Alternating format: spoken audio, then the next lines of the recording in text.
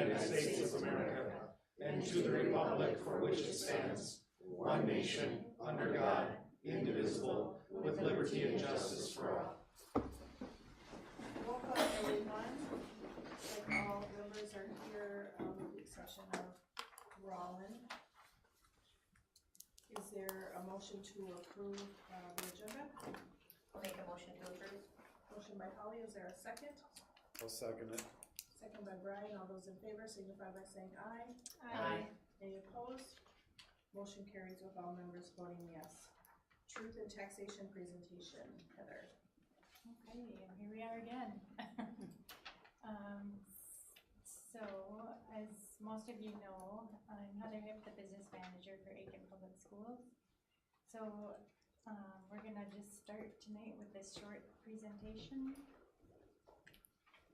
So we're holding tonight's hearing to discuss the levy that the board will be taking action on as part of tonight's regular meeting. All school districts are required to hold hearings on proposed tax levies for taxes payable in 2026. We are also required to talk about fiscal year 2026 budget and allow for public comment. We'll start with some background information on the school's budget and timeline. So fiscal year 26 starts in July of 2025 and goes through June 2026. We're nearly halfway through the fiscal year. The budget is set in June of 2025 at the regular board meeting. Final revisions must be approved by June 30th, 2026. Fiscal year 27 runs July 2026 to June 2027. The preliminary levy was set at maximum in September. Final levy is set in December, which is why we're here tonight. The preliminary budget will be approved in June 2026. This slide shows the timeline of the levy and the budget process. Currently, we're finishing up the 24-25 audit and operating in the 25-26 fiscal year.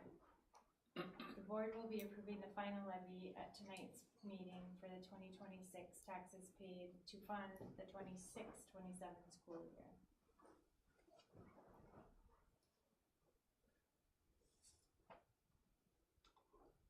So how does our levy become taxes? The legislature sets the tax policy and education funding support. They establish formulas and components such as tax capacity rates, property class rates, and exclusions. This determines the education funding per pupil with the LTF program and other programs within the levy. The Minnesota Department of Education calculates the levy limit for every school district. This is based on enrollment, property values, leases, referendums. This determines our September proposed levy, which we certify at maximum. The school board approves the final levy in December. The final levy is certified and reported to the county auditor. The county auditor calculates the taxes. The levy amount is allocated to each parcel based on value and classification. The county assessor then determines values and classifications. The county treasurer collects them for 2026 and distributes to the various jurisdictions. Here's the total levy split by net tax capacity and referendum market value. As you can see, the net tax capacity is spread on all parcels and referendum market value is spread on homestead and commercial properties. So this obviously is where we are looking at when we're looking at like capital project levy, that's on net tax capacity on all parcels and along with like a building bond, which we've been looking at. This graph shows the net tax capacity and the referendum market value split. So we're currently at 72% net tax capacity and 28% referendum market value. When people receive their proposed property tax statements, they see a compilation of the taxing jurisdiction, school, township, or city and county. We cannot answer any questions pertaining to those other jurisdictions. I don't know that we're gonna get a lot of questions tonight. But if you have any questions, pertaining to those, property values or classifications, you'll need to contact your county or township or city for those questions. This graph shows the voter approved levy versus other. Voter approved is the capital project levy. We're in 2026, we're in the 4th year of that capital project levy already. This slide was created by Ellers. It shows the general education formula allowance from 2003 to 2026. It shows that the actual funding we receive trails inflation by 1,470 per pupil in fiscal year 2026. That's probably hard to read, but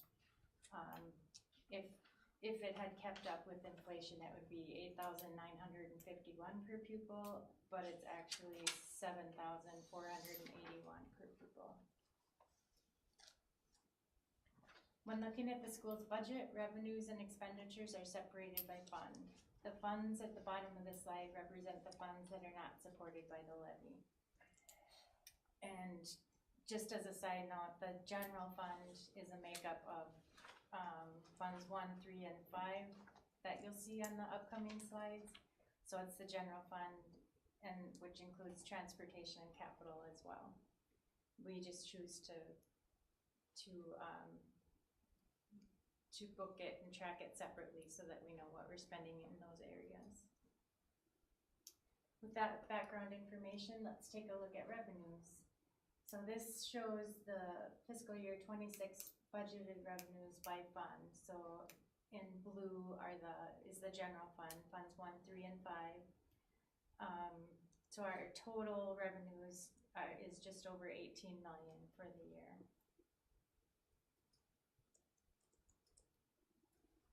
Here's a breakdown of the revenue sources for fiscal year 26. So as you can see, the levy portion of our total revenue is 18%, and the remaining is 82%. And what is the remaining or other? It's state and federal funding, taconite production tax, user fees, interest, and miscellaneous.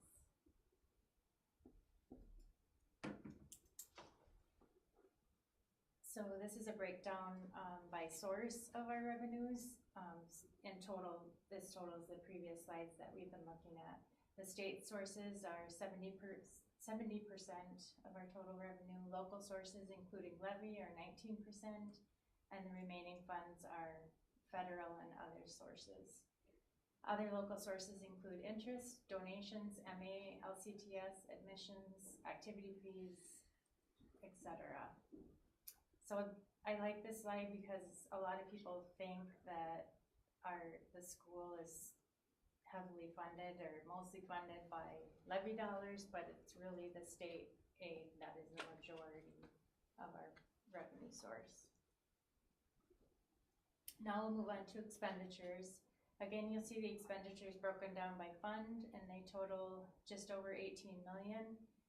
And again, the blue is the general fund, the funds 1, 3, and 5.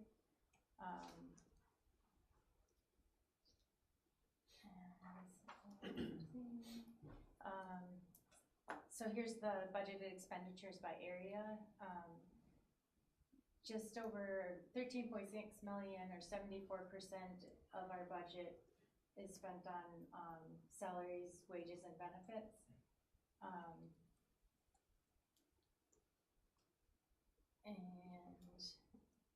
Our total expenditures are $18,383,358. This graph shows those expenditures by area in graph form that the previous slide showed. So again, salaries and wages are 56%, employee benefits are 18%, and the next category would be purchase services at 10%, and a lot of districts are seeing the purchase services expenditures increase as we have a hard time funding, or not funding, but filling the hard to fill positions, so we end up purchasing those services from outside sources. So we might see that going up in the future. This is a summary of the budget that was approved in June 2025 for fiscal year 2026. So on the left, the expenditures, it shows that the expenditures exceed the budgeted revenues by $202,215. And on the right is a summary of and breakdown of kind of the general fund and then the self-sustaining funds.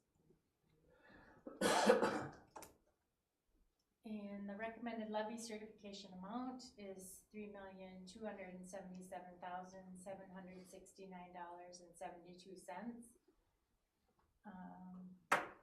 And that's all I have.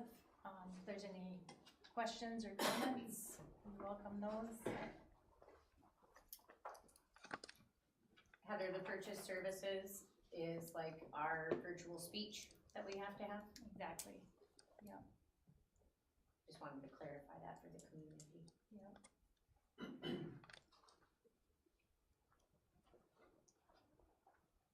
Are there any comments or questions from any visitors? Any board members have any questions regarding the Truth in Taxation meeting?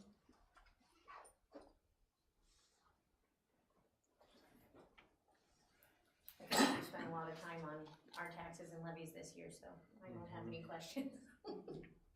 Thank you, it's always a good overview, right? It's a lot of work that goes into it, and we appreciate you presenting. No questions? I was gonna ask, so the difference between what the state's paying us and the inflation cost, has that varied much over time? I was trying to look at the numbers and Yeah. did that one slide. I mean, that slide Like just shows, Yeah, like the gap distance, is it growing more or is it pretty? Yeah, I think it's Steady. growing more as we go, and I can send that out to you too. Well, I guess it's on the. It's on the Yeah. bridge. Oh, yeah. Yeah, So the periods when it was a lot closer. yeah. So I think it's, the separation is getting further and further. I mean, inflation, I think, is increasing through the years. So 2003, they were actually the same? Or that's just the start? That's where That's it where it started. started. Yeah. Yeah, I'm sure they weren't. Yeah, that's the starting point. That, I don't know if that's, There probably always was a slight gap. Okay. yeah. Okay, is there a motion to approve the 2025 payable 2026 levy certification? So moved. Motion by Can we- Dawn. Use the specific amount. We have to approve the. Oh. So I'll move to approve the recommended levy certification amount of $3,277,769.72. Is there a second? I'll second. Second by Holly, any discussion? Any discussion? Any discussion? All those in favor signify by saying aye. Aye. Any opposed? Motion carries with all members voting yes. Heather, would you stay connected so when we get the Rams presentation, you can show the slides? Next on the agenda is our comments from visitors. Are there any visitors who wish to address the board for any topics related to the agenda? Okay, hearing none, we will move on then to scheduled presentation. Rams with Paul. Hello, Madam Chair, members of the board. Is there a proper place to stand or sit or hot seat it, however you want to run it? Right there. But Paul Pelletier is the Executive Director of Rams. just getting out and about, introducing himself and getting to meet us. And with that, I'll turn Thanks, it over. Dan. How's it going, Don? Hey. Good. Hey, members of the board, Madam Chair, my name is Paul Peltier. I'm the Executive Director of RAMS, the Range Association of Municipalities and Schools. We serve a 7-county region in the Taconite Assistance Area, and Aiken County Schools are a member of RAMS. They're within our footprint legislatively and directively. And so I'm here, this is my 3rd year in the role, and I'm kind of going around making sure that everyone knows that there's a face to the name to the organization. And so my hope today is to share a small amount with you about what RAMS is, what it does, and why it matters, and what we can do to be helpful to you is my big goal. So I know generally in public comment you don't do a back and forth, but this is kind of an engagement at this point. So my hope is that if you feel so moved, you can tell me what your needs are and how RAMS can be helpful to you in whatever shape or form it can take. So first, want to take a second and acknowledge that your superintendent, as well as Don, participated in our legislative forum last year around the Easter break with our legislative partners at the Minnesota Legislature. Thanks for driving up, for making your voices heard and being a part of the group. It was nice to see people kind of who haven't engaged being more engaged than ever before. So that's nice to see. So we intend to continue that tradition and do that before session starts and put them in connection with you as well. What is RAMS? RAMS is the Range Association of Municipalities and Schools. We serve cities, townships, and school districts in the Taconite Assistance Area. It's prescribed by law. We're named in state statute. We're a very unique legislative product. We serve a specific area. We're allowed to lobby, we're allowed to organize, we're allowed to fight for the things that we need, and we have realized early on that stronger together makes a lot of sense, because if you're little and tiny, you get eaten up really quick by the big fish. And so that's the basic pitch, right? Like, why get together? Just like you would with MSBA, just like you would with MASA, just like you would with any other membership group.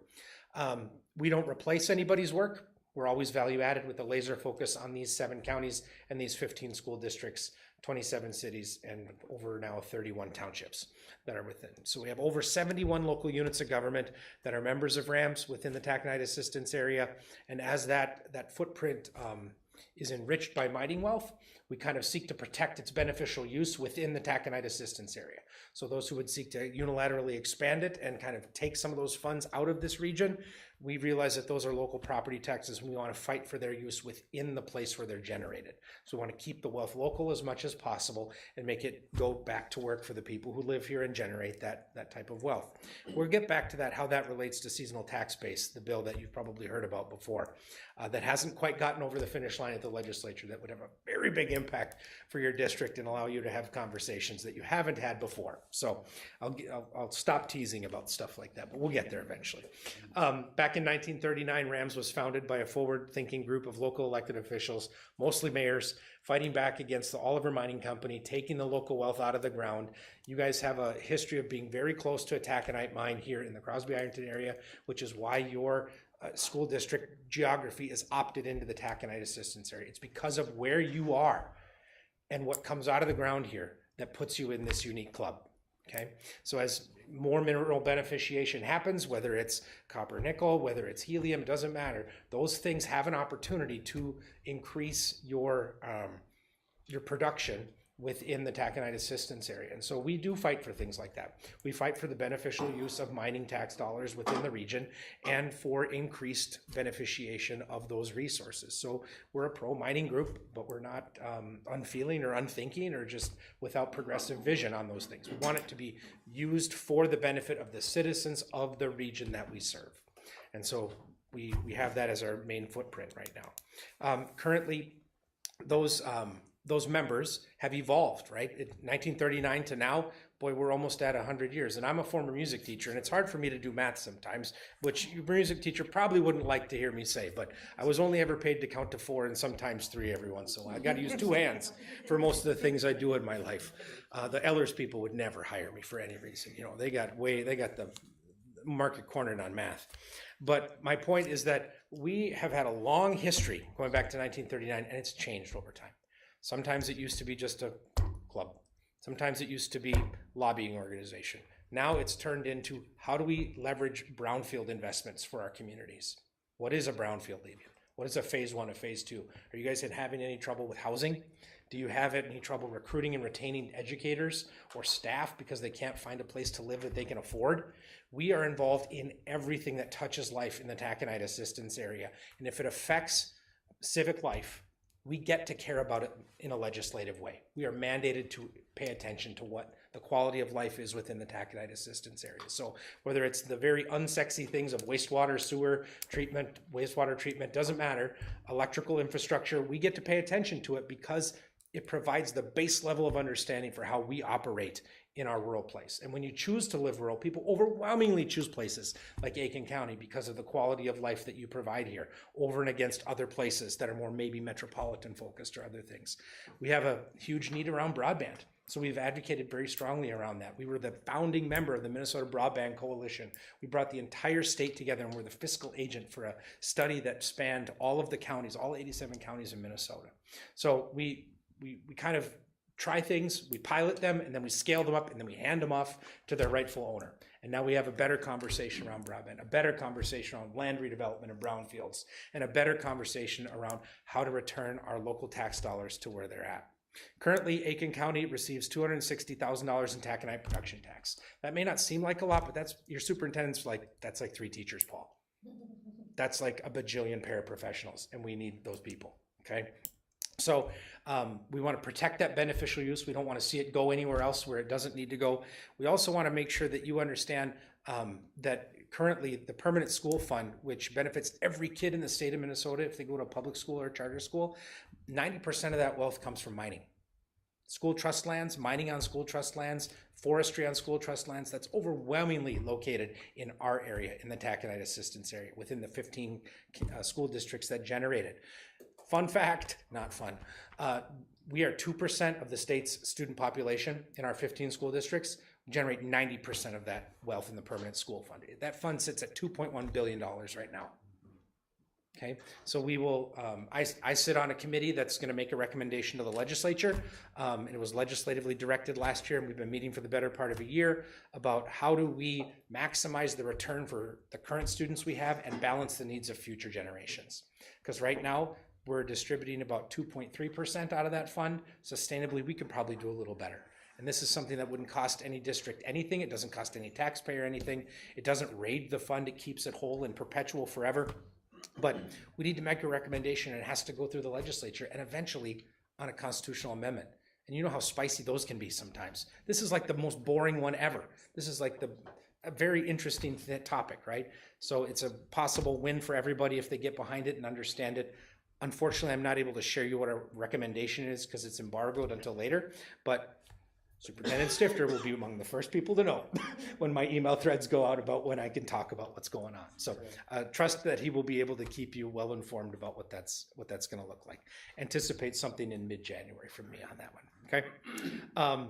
And so, again, a lot of that wealth is currently locked up. We want to make sure its beneficial use is our schools, and it hits here right now. Seasonal tax base. So we advocate alongside MREA and others in close proximity. We try and stay close with the cartel and make sure that everybody is working in the same direction. For your district, you have a very high amount of seasonal tax base. What does that mean? You have a lot of people who are non-resident taxpayers, and if by some miracle you were able to get an operating referendum over the line, and it's a hard conversation when your local people have to foot the whole bill. It's a really big one, and I'll make no bones about it. We support the seasonal tax base replacement aid bill. We absolutely support Hennepin and Ramsey County paying their fair share and helping bring that wealth back up here. So it would be a net effect of 45% to you guys. It would buy down the cost of your local tax effort by 45%. That's a 45% tax cut to your local taxpayers if we return that money back to the school district where it's generated, rather than having that money be generated here and sent to St. Paul and put in the business levy. It does more good up here than it does down there. And so we try and have an elevated conversation around that. I see you've put up our 2025 legislative priorities. We do want to make sure that you are aware of our website. The ramsmn.org website is a really good resource for all things Rams. You can look at the history of it, who our members are, and what type of legislative priorities we have. We'll probably lock in our 2026 legislative priorities in January at our reorganizational meeting on the 22nd. So we do live stream our meetings. So if you are interested in viewing one of our meetings as members, you have access to that through your superintendent as well as your primary contact that's listed. We want to see all of these good things that affect the region affect everyone in the region, whether it's stable and efficient schools, efficient service delivery for municipalities. Now, counties aren't technically members of RAMS, but guess what? Everybody lives within the soup of a county. So we pay attention to what's going on. PILT, CPA, SFIA, all of those aids that come directly to counties, if they get cut, guess where the pain flows? It flows downhill. It flows down to school districts, it flows down to your levy conversation, it flows down to your cities and your townships. So we pay attention to that and we partner with our counties to make sure that they're on the same page and we're on the same page as them, and there's at least some free-flowing conversation. So, I mean, you can probably tell I could talk all day, but my point is, I want to know what's going on in Aiken schools and what can Rams do to be helpful for you. And if this is your first time meeting me, great. I'm going to make sure that I send a card to every one of you, like a business card, not a Christmas card. Those are a select few. But I've got some pens and stuff like that I'll leave with Dan, and he can give those to you guys. You can make your naughty list and nice list and who's getting coal this year. So with that, I'd turn it over to you. What can Rams do to be helpful for you? One of the things that came up when we were doing our strategic plan as a community is that our local leadership, like between our city and our county and our school board, don't get together. And we don't know how we could possibly do that because that opens open meeting for everyone. Is there a service that can be provided to communities to help us be able to come together to do community planning? Because it makes it hard when Dan has to go to those meetings and then he's like, well, I have to go back to my board. And then their administrator comes and like talks, but no conversation can ever truly be had between our local leadership for like long-term planning. Yeah. I mean, we're all under Yeah. the same umbrella, as you said. If we all do better when we all do better. So is there a way that Rams can help us with that? Well, one of the things that I can do is I can share some strategies that other communities have found successful. And I piloted this with the Hibbing conversation, which was an early conversation with the city of Hibbing leadership in terms of their school board, their utility, because they play a very large role within the community as a public utility, municipally driven, and the school district as well as the college. And so there were some major entities that hadn't really gotten to sit down in the room before. And what they did is they sent everything minus a full quorum.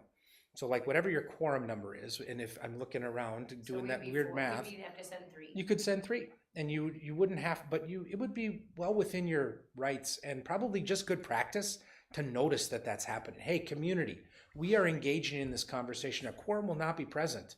No business will be conducted, nor can it. We want you to know that we're engaging with these other groups and have them do the same. Ask the county to do the same. Ask the city to do the same. There's nothing wrong with sending an email and saying, hey, we want to get together and talk about some major things. We know we're not going to talk any business, but we're going to talk about what our needs are. And then, when you find someone who can help lead that conversation and elicit good responses, and that's maybe the hardest part.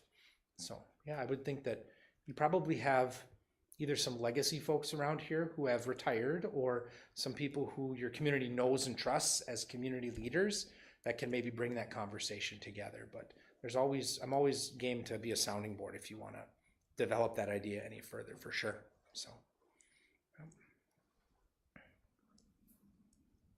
Other questions?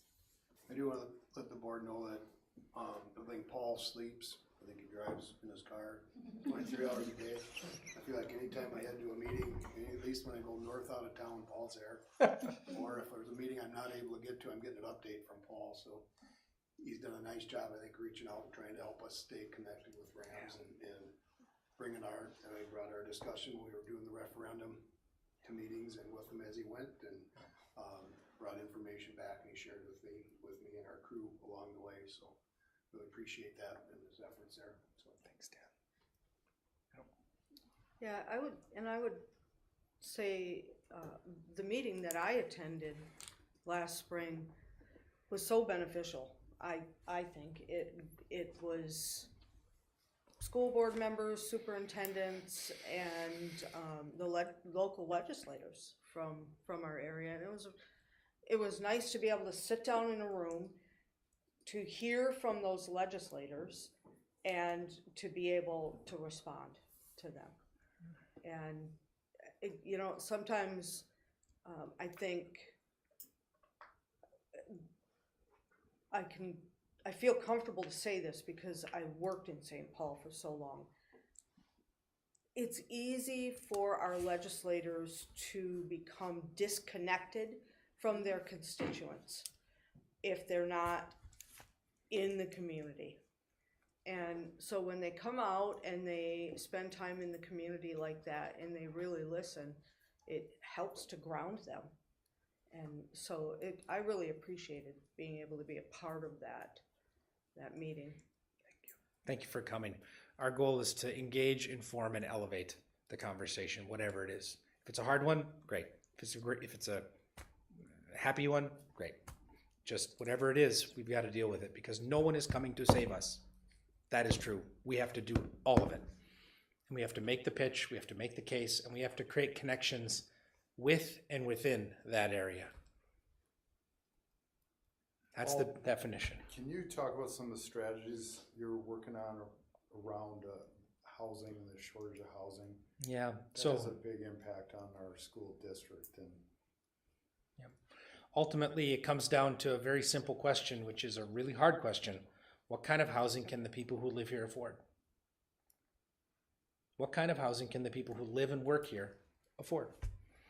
And that means we take a look at the housing studies. I don't know if Aiken County has completed a housing study or if the city has done one, but if you did, it would likely show that you need housing of all types, from housing for doctors who want to maybe live on a lake or something like that, to people who want to live in town, to people who need affordable or assistance. That's true. Those are all true things. Yeah. And so what we do is at RAMS, we look for where the conversations are needed. And so every Monday at 9:30 a.m., in fact, today's a Monday, right? So like we had the Monday morning conversation online. We do it every Monday at 9:30 via Zoom. And so if there's a housing professional in your region who wants to get connected to that conversation, we have it every Monday morning via Zoom. And so it's HRA professionals, it's local funders, Minnesota Housing Finance professionals come. It's both housing therapy and housing work around the very sticky and important issue of housing. Whether you're looking at piloting a brand new community land trust, or whether you are dealing with phase 1 and phase 2 environmental work or SHPO for a new housing project, and you're like, oh crap, there's dirty dirt in a barrel somewhere. I have no idea what to do with this. We can help get you to resources across the state that can help you connect to what you really need. Now, we don't solve all the problems. When I'm at my best and when RAMS is at its best, I'm a connector. Like, you need to go here, you need to go there. So if you don't know where the conversation needs to go, odds are someone within my orbit does. And so I can help connect you to that. So when I see housing, I think of all the work that Minnesota Housing, which just released its consolidated RFP for multifamily right now. There were a ton of non-selects in Greater Minnesota. There were maybe 4 in all of Greater Minnesota and 4 in the metro area. 2 years ago, we had what I call a unicorn session where $1.3 billion was allocated in the 2023 legislative session to housing through Minnesota Housing Finance Agency. I am in constant contact with Chair Igo, Co-Chair Igo from Wabana Township in our taconite assistance area, and Representative Howard, who co-chaired the House Housing Committee. I said, guys, we need to make sure we have an elevated conversation around this because we don't know where the money went. We need to know if this money reached rural Minnesota, because if it all landed in the 7-county metro, we have missed a major opportunity to move the needle where it's the hardest. It's kind of like broadband. The hardest of the hard remain unserved. The easy stuff, she's all done. So same thing now is with housing. How do we engage and inform on that? Sounds super squishy. It's really not. Do you know about this? Do you know about it? Do you know about it? What more do you need to know to make an informed decision? So it just comes down to all those one-to-one conversations, and be happy to connect you with some more resources if that makes sense to you. And sometimes we have to bulldog. Like sometimes I'm the best advocate because I don't have anything to lose. Like I'm not connected to any one community. Like there was a housing project that missed a deadline for a Minnesota housing application grant for like $315,000. And it wasn't their fault. It was the Minnesota Pollution Control Agency's fault because they missed a deadline for processing it. And we proved that it wasn't on the applicant, it was on the agency. They turned it around and got that money back to the place where it needed to go, which allowed 34 units to happen in a community. So like, those are good days when you can hang your hat on that and be like, hey, we did something good. And then word gets around and then you stay busy as heck, so. Yeah. What else is on your minds? I'm a little bit, there's been all this talk about what happened with the taxes from seasonal housing from years ago, how it was taken away from education and dumped into the general fund. And now we're hearing that there's a bill out there and it's not being heard. And so I've threatened to become a registered lobbyist once again, to go down there to lobby for this, because it really hurt rural schools. And schools like Aiken. That was a significant amount of money that was taken away from the general fund and operating budget. And I think that schools like Aiken and Aiken for the last 30, 40 years have been playing catch up. Or we're always behind the 8 ball because we lost that funding, and then because of all of the unfunded mandates that came on top of it, here we are, and we're all struggling. I think it was something like 80 to 85% of school districts in the state last year had to make budget cuts. And so I guess I'm kind of curious about where RAMS really sits in that conversation about that bill, and what are we going to do about it? Well, you don't have to wonder. We're right in the middle of it. I work our legislators and they sign up to be the lead authors.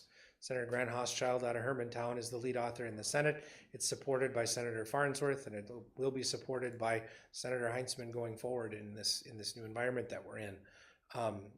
Representative Igo and Representative Warwas lead and second co-authored those same bills, and it had unanimous support from everybody from Representative Davis all the way on through.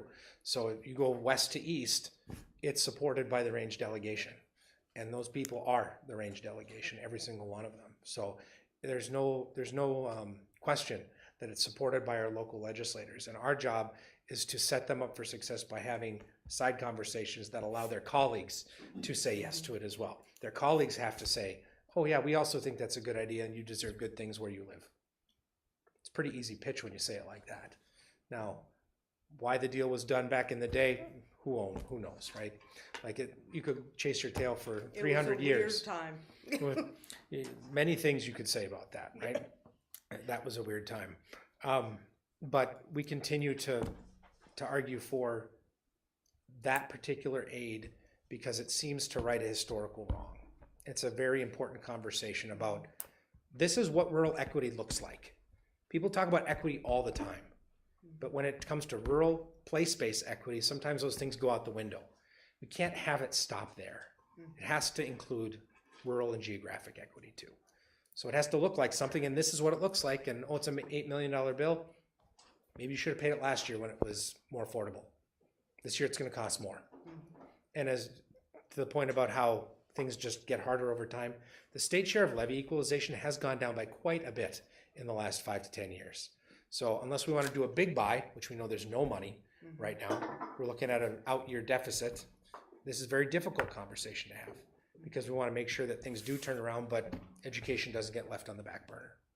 Well, and the range has historically been very supportive of education, very supportive. Yep. And so, I can't think of a legislator from the range that wasn't in support of funding education. Yep.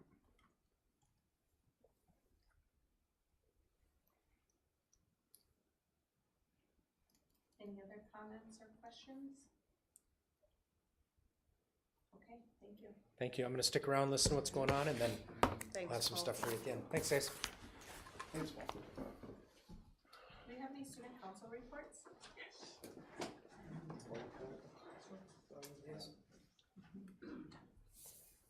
have it in front of you.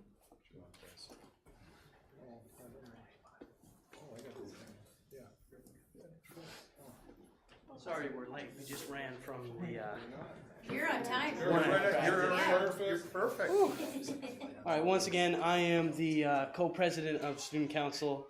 I'm Will Henline. This is, Elliot Christensen, co-vice president of Student Council. we don't have a whole lot to update you on since the last meeting. We did the bag and groceries on the 13th, which was Saturday, and we raised $650 worth. We raised $650, and that's all we've done so far since the last meeting. Planning wise, upcoming, we have the end of the day, I don't know how you say it, but we're shortening up class times, and then we're doing activities just before Christmas break for all the students. And then coming up in February, we will have Snowball and all that entails. And that's all we really got for this morning. That sounds like a lot. Yeah. That's enough. Yeah, thank you for having us. Thank you. Yeah, Any thank other you questions? for coming in here. Oh yeah, any questions? Well, we're good. All right, thank you. Thank you. you. Thanks, guys. Now you can walk, you don't have to run. Okay, new business. Is there a motion to approve the consent agenda? So moved. Motion by Dawn, is there a second? I'll second. Second by Holly, any discussion? All those in favor signify by saying aye. Aye. Any opposed? Motion carries with all members voting yes. Okay, that brings us down to 8B, discussion items. You ready? Yeah. We'll start out with our discussion. We'll talk about the review and comment information that we have that I presented or shared to the board. It's in a draft format. We have the cover letter and the document, and the actual review and comment document. There's a few things we want to go over with ICS. We have Kent Corbett and Nate, I always forget your last name. Nathan Norton with ICS. We will, Heather, are you still logged on to that or not? If you get off of there, then I can, She's off. oh, you are, okay. Oh, yeah.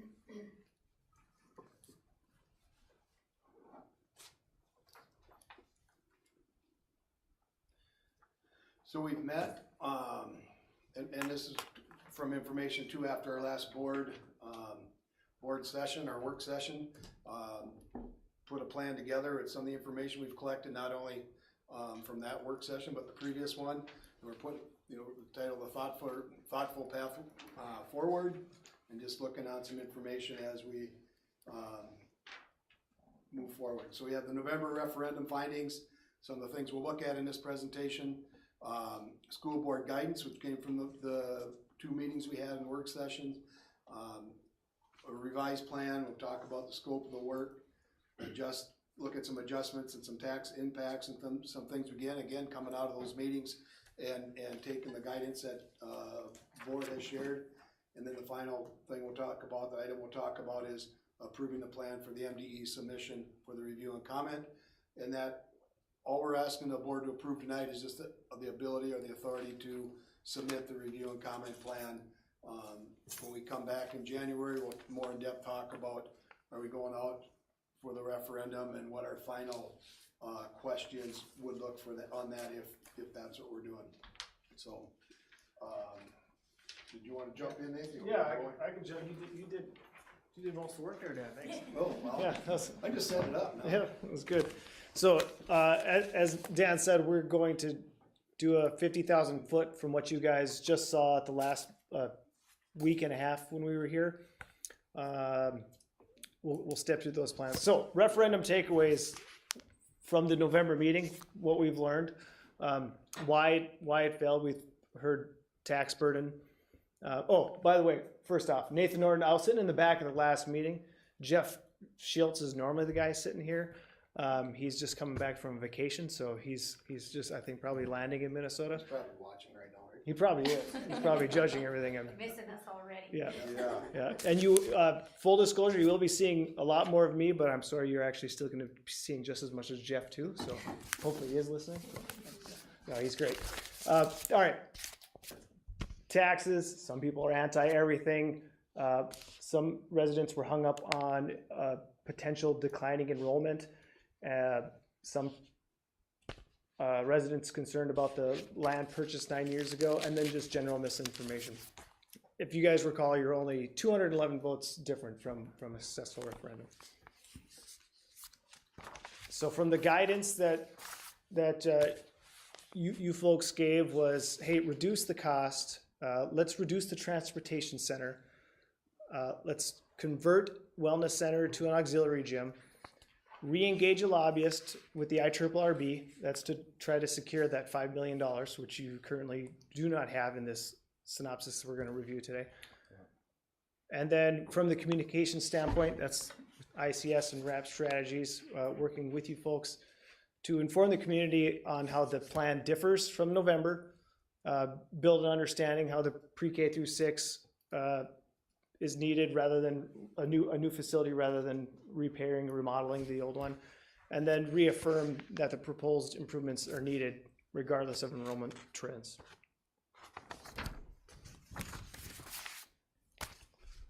So why, here's just some general referendum stats. You'll see April has a 64% chance of success, which is what we're recommending to proceed with this. By approving the resolution tonight, you are hitting that April referendum timeline. You do have November. You'll see some higher percentages in November. You guys, there's a potentially contentious governor race that might take away from your guys' message. So just another reason for April. So some of the reduction in costs, again, with Jeff at the last meeting, we actually did a deeper dive to each of these things. The plan review, I'm kind of going through high level, and if you guys have any questions, we can dive into. But we met with the fire chief, and we omitted the second access road. It was no longer needed, so that was some cost savings, along with the bus garage transportation center location. So that's one item that was changed. Other reductions, we went from 94,000 to 83,000 square feet. Some of the corridors and hallway spaces actually got expanded, but they're doubling as collaborative learning spaces, which you see in a lot of this new 21st century learning. Space efficiency with the cafeteria and gym. The gym bumped out and the cafeteria area came in there. Some of the mechanical rooms shrunk or disappeared with a penthouse on the roof to house air handler units. And then the wellness center did change to a third question. We'll talk about it in a moment, but it's just an auxiliary gym right now. So for educational purposes. All right, I don't think we need to even dive into this. This is the programming that Dan with JLG walked through. And I did include it, so it was on the packet if anybody cared to read it. But this does break down the proposed square footages. And by the way, if this referendum gets approved, these things get stretched, and there's some give and take. So this is the best guess that we know today. But you'll see from the high level, it went from the 94,000 to the 83,000 square foot. And learning neighborhoods actually increased with that dual learning, dual purpose area. So you can flip through these, and if anybody has questions, please don't hesitate. So the other reductions was the transportation center. It went from 26,000 to 14,000. There's still a bathroom, oil room, parts, storage, offices. You're gonna keep your two existing buildings. I think you have about 11,000. You have a 7,000 and another one totaling 11,000. I guess it's in front of me, and you'll keep that for surplus buses and vans. But all the ones that are currently en route and being used will be stored at the new facility. You also have, at this point, we're planning two bays for maintenance and one bays for wash.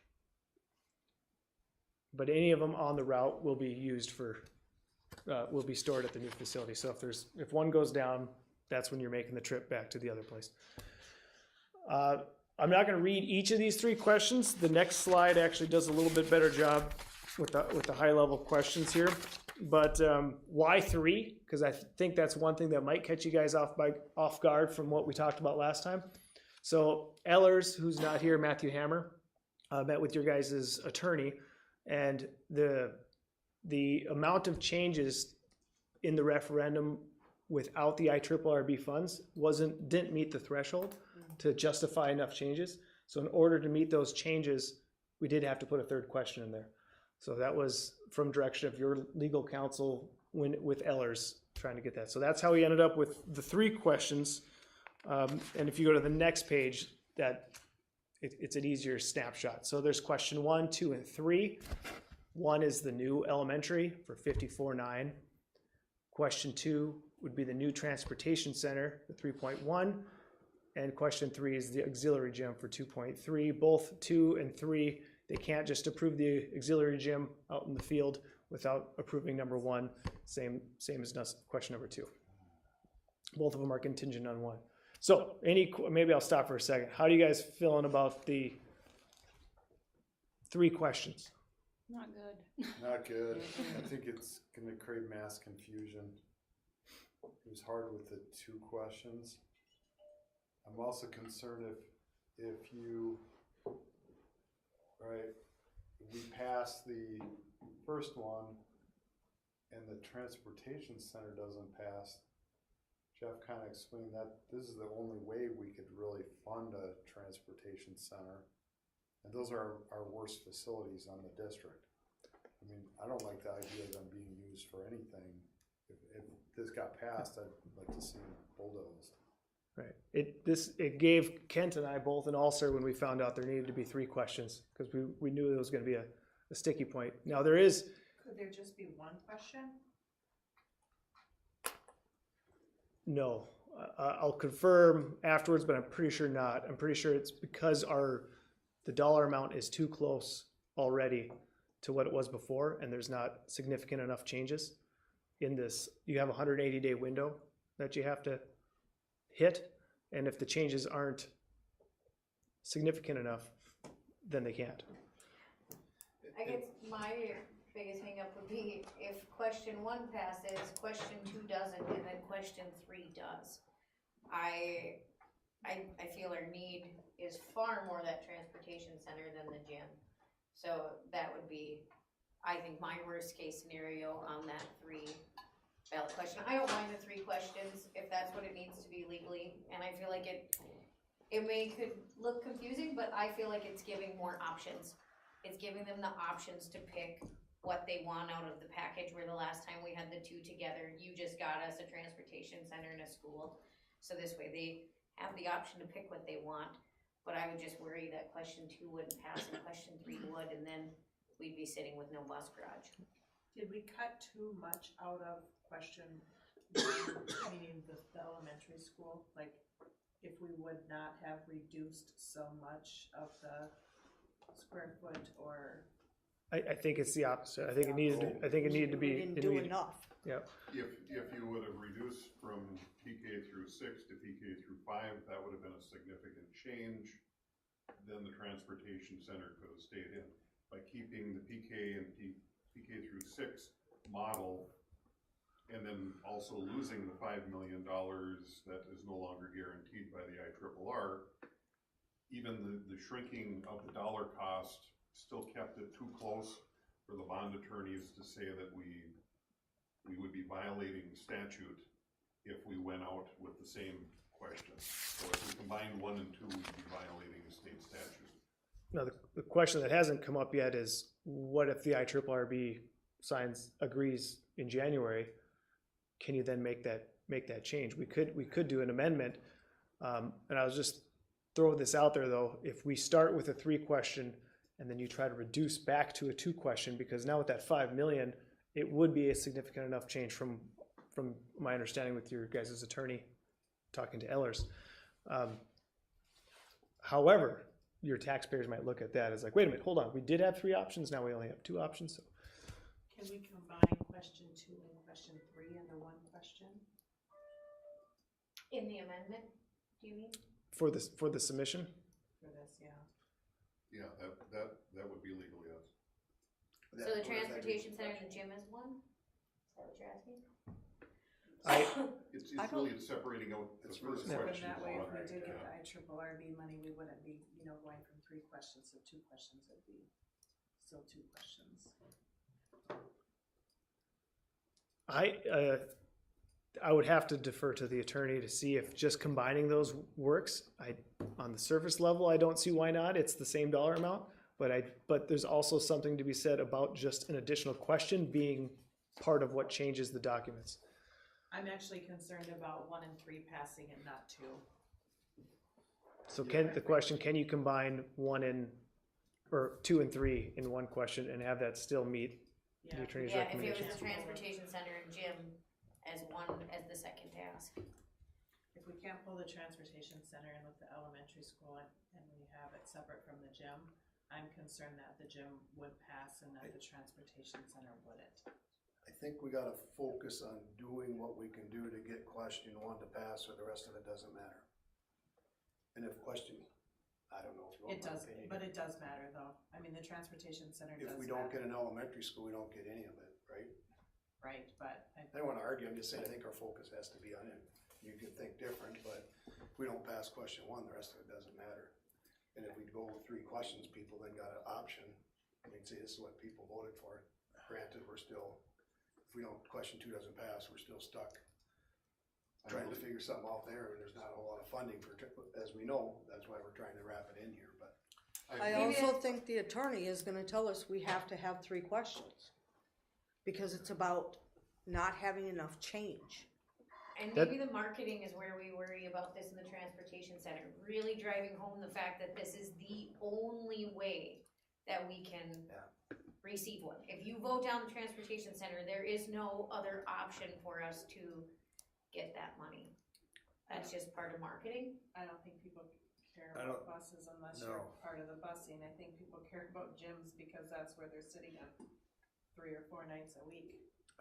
I believe that the questions can be set so that one will have to pass if 2 is going to pass. 3 would have to pass, or 3 is gonna pass. If 2 would 1 have and to 2, pass, if 1 and 2 do. okay, So depending on how you word it, you can either have them separate, like they're both contingent on just 1, yeah, or you could have them linked together where 2 can only pass if 1 does, 3 can only pass if 2 does. if 1 and 2 pass. Right, and again, we need the bond attorneys to sign off on anything because you're close. But we don't, ICS certainly can't draw the line and can't tell you legally where you're okay and where you're not. So. That's a good point, Kent. Really go back. I suspect you have to have 3 questions, but yeah, possibly you could make number 3 contingent on number 2 passing. Can you guys address, so what if some districts, I know Two Harbors just built a transportation center, how are they funding those standalone facilities? Referendums?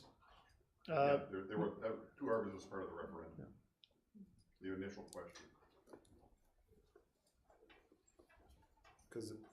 So to get there, was it part of a school or was it just a freestanding referendum to build a transportation No, center? it was part of the school renovation, it was part of the school expansion renovations for them.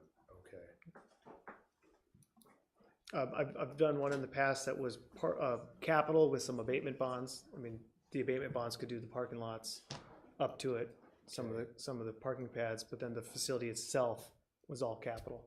So the abatement bonds you guys have board authority for, but the facility is still, you can spend your capital which takes a while to save up for, Yep. and then, or a referendum. It's just, these bus bar garages it's not a very, I can see a lot of people say, just park them outside, I park my truck outside, Granted, they're not the same thing, but then they say, well, our driver, he parks next to his farm, and it's okay there, so park them all outside. it's a tough sell with the current situation and do the maintenance on them. But it reduces the cost. Is that why you really like it? You like this, Dan? My goal is to get question one passed. Yeah. Obviously, we need transportation. The others, like, I see all three questions as need, our biggest need is the elementary school. And that's, I would prefer if we could make the contingency of question 3 on the passing of question 1 and 2. I'd feel more confident if we can get that question answered. I have no problem with 3 questions. I feel like that just shows we're giving them options. We're not just asking, being like, this is what we want. This is like a la carting this as much as we possibly can. Feel the same way, Cindy, in your comment, if it was contingent? I'm still mad about having to have 3, so maybe move on to the next people. well, and Nathan alluded to it, and I'm not saying, if the $5 million comes back to us or is still available, that could change question 1 enough. If you remember at our meeting last time, the struggle was the fact that we were already starting $5 million behind to try and make the financial reductions to qualify for being able to come back out with the plan. So we had to make $5 million worth of cuts or reductions just to get even, and then we had to make reductions beyond that to try and meet the parameters of bringing the vote forward again. So, All right. So we need to submit something in by tomorrow in order for the April date, right? Okay. before reviewing comments, we do it tomorrow, yeah, or this week. If Yeah. something were to change, they allow for an Yeah. amendment. Yep, we spoke to Chris with the state. He's prepped for a potential amendment. And, is there a deadline for when the amendment would have to be filed by? Mid-January is what the date that was floated around Okay. as And- discussion. IRRB was gonna get back to us right around in that I'm time not frame gonna make any possible. promises. Yeah. I'm Yeah. going- I've been talking with the lobbyists a couple times here in the last 2 weeks, and they're gathering information, and It's, I'm not gonna it's make- possible Okay. anyways, it's possible. And that's really kind of the only reason why we would do an amendment is just contingent upon something happening Right, with getting approval for IRRB. and again, my cheap seats, I wouldn't mess with the questions at that point. I would just mess with, I would reduce the amounts. tax impact, yeah. But you, obviously, it's completely up to you guys. Paul Pelletier has some good relationships over at IRRB, so maybe he can bump some elbows. He's like, what? When are we, The thing when that are I we don't- locked in with the interest, the final cost, like the projected cost? What was the question? When are we locked in on the projected cost with, we know interest rates just got voted down again. Right, They've gone down 1%, so. yeah, what are we it, at, 1.25 now from where they were when the last referendum was put together. yeah, so from April, if you had the past referendum, we can lock them in from that point, or Ellers, I should say. They're not here to talk through that whole process, but that's when they can choose when to lock them in. So if they're actually seeing a trend, they could let it float for a little bit, but they also need to get it locked in to start releasing funds to start paying for the design. Oh, yeah, the final. Yeah. But like to tell the public what the estimated is for the referendum, is that basically tomorrow? That, yeah, we won't, that'll just be built in. For, like, I think Jeff alluded to that at the last meeting, where it was actually, if we would have known that the interest rates were going down, it would have saved, what was it, $9 or something like that? The lower interest rates are already picked and already in there with the projections. Okay, But again, until the bonds are actually issued, that's when you locked in your rate. yep. So Alright, it's, understand. and that can't happen until after a referendum is completed. So, So the amounts are the best forecasted. and With Aver's doing their correct duty, has a little bit of there's a little bit of a gap in there. They're a little bit higher than what they might be at the moment, because from a fiduciary standpoint, they can't guess that it's gonna be lower. That wouldn't be correct, so Yeah. they need to make sure that they're doing their duty properly, so the number that they picked is something that they think that they'll be that or better at that point in time. And this plan includes that corridor outside the gym expanded, right, that, Yes, cafeteria commons area. Yeah, again, this has not been finished. I mean, the architects, once this is done, then the plan will be completed.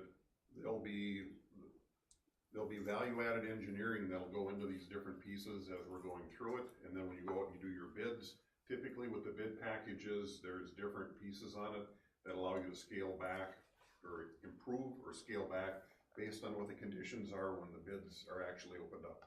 Because sometimes the bids come in lower than you think, than are projected. Sometimes they come in higher, so there's gotta be some room in there for the project to shift. what do other people think? The thing I don't like about the 3 questions, and I know that we have to have 3 questions. I do not like the idea of asking people to choose between a new elementary school and a transportation center, because we need both desperately. We're asking our employees to go into a place to work that is not healthy in both cases, and we're asking the children in our community to go into an elementary school that in a lot of cases is not a healthy environment. And it really stinks that we have to pit them against each other in what potentially could be pitting them against each other. And I would prefer to have the transportation center and the elementary school wrapped in together. But I don't mean this in any way offensive, but we could get to 2 questions if we got rid of the gym. I feel like the transportation center may not strike as many chords, but is more of a need, where as much as people who do utilize the gym see them, they are a want to a good portion of our community.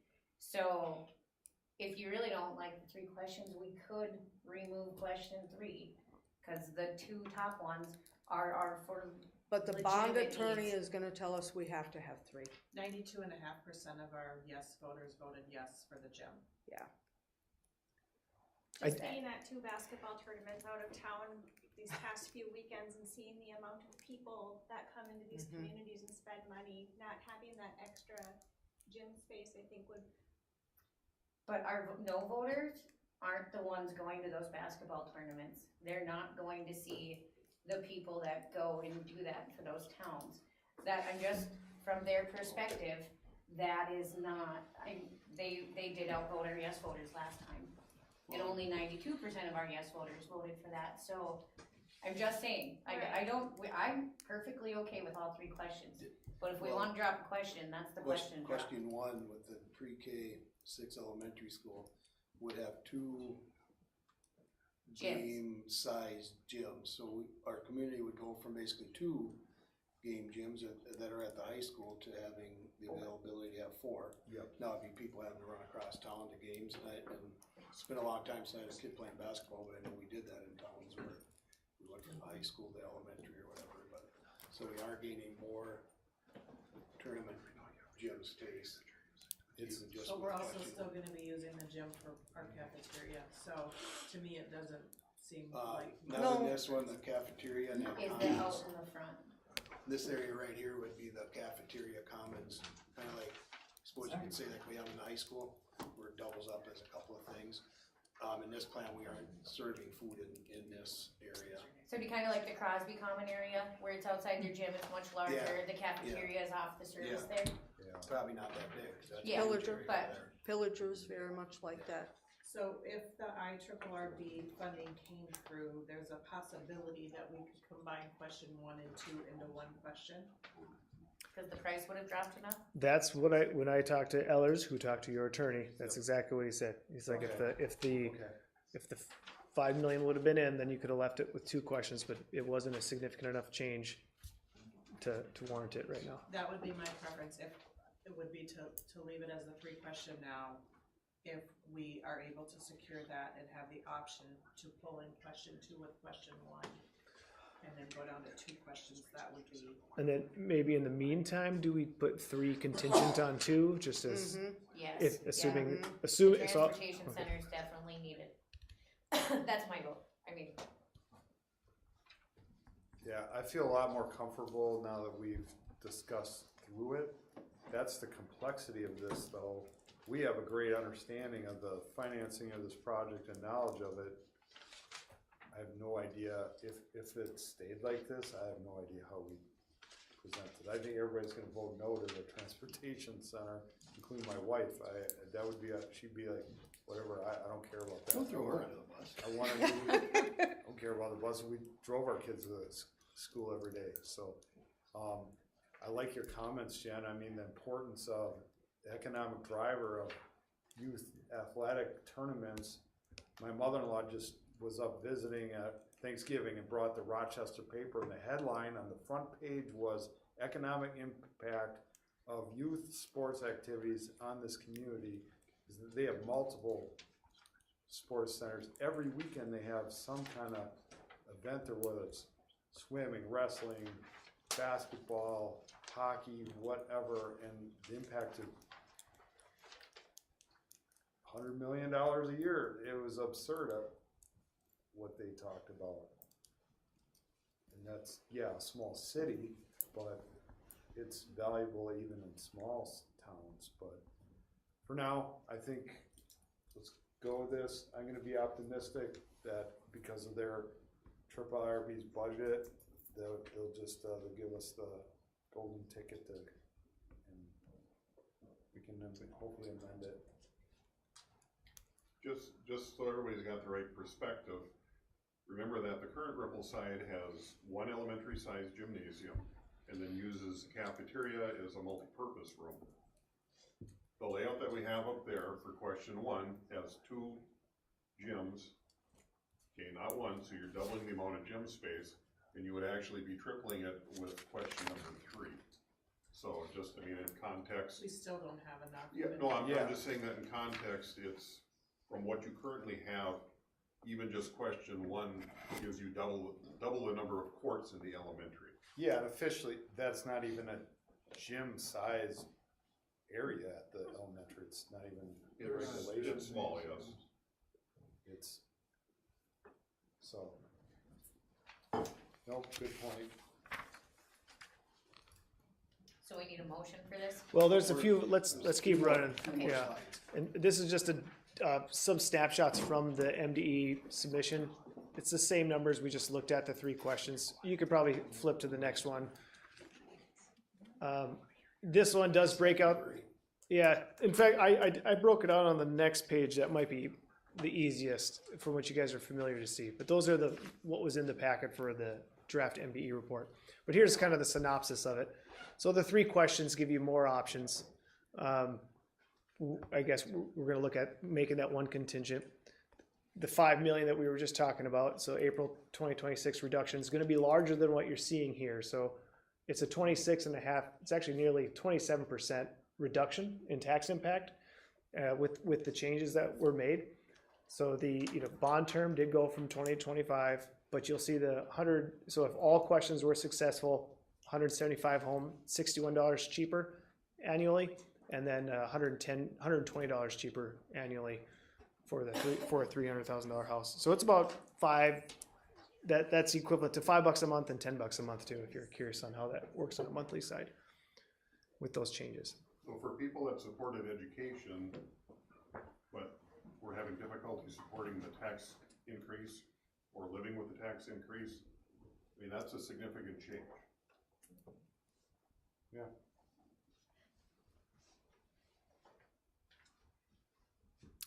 Now to your point, this is, what we're here for is to get the resolution approved so we can submit to MDE, the review and comment. Now, we have the review and comment also available. Do you need to, very comparable to the one we sent, other than obviously with the space changes and reductions in square footage and costs and expenses there. The financial charts are basically these that have been adjusted to the rates. the plan, there it, you know, there it is, so. Yeah. Do you want me to pull that up, or are you good with? The changes that were, to Dan's point, the changes were what we presented based off of what changed from your last submission. So I will make the change. Obviously, I'll confirm with legal counsel, but I do think question 3 being contingent on question 2 won't be an issue. Is that what everyone wants? I would like that. I would, if we're gonna have 3, I would prefer that. Yeah, we need a new transportation center. They deserve a healthy, safe place to work, and we need to retain our transportation staff, and I think that's a big part of that. Roland? Yeah.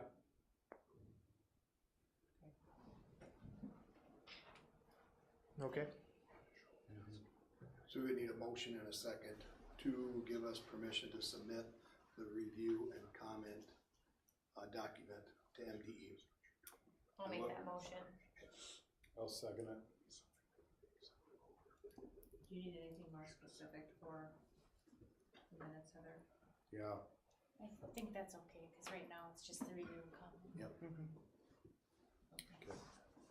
So there's a motion and a second, any discussion? Any discussion? Any discussion? All those in favor signify by saying aye. Aye. Any opposed? Motion carries with all members voting yes. Thank you. Thanks.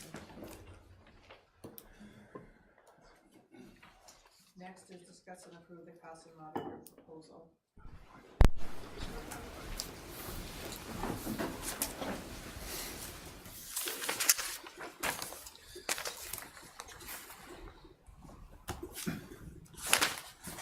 You waiting on me?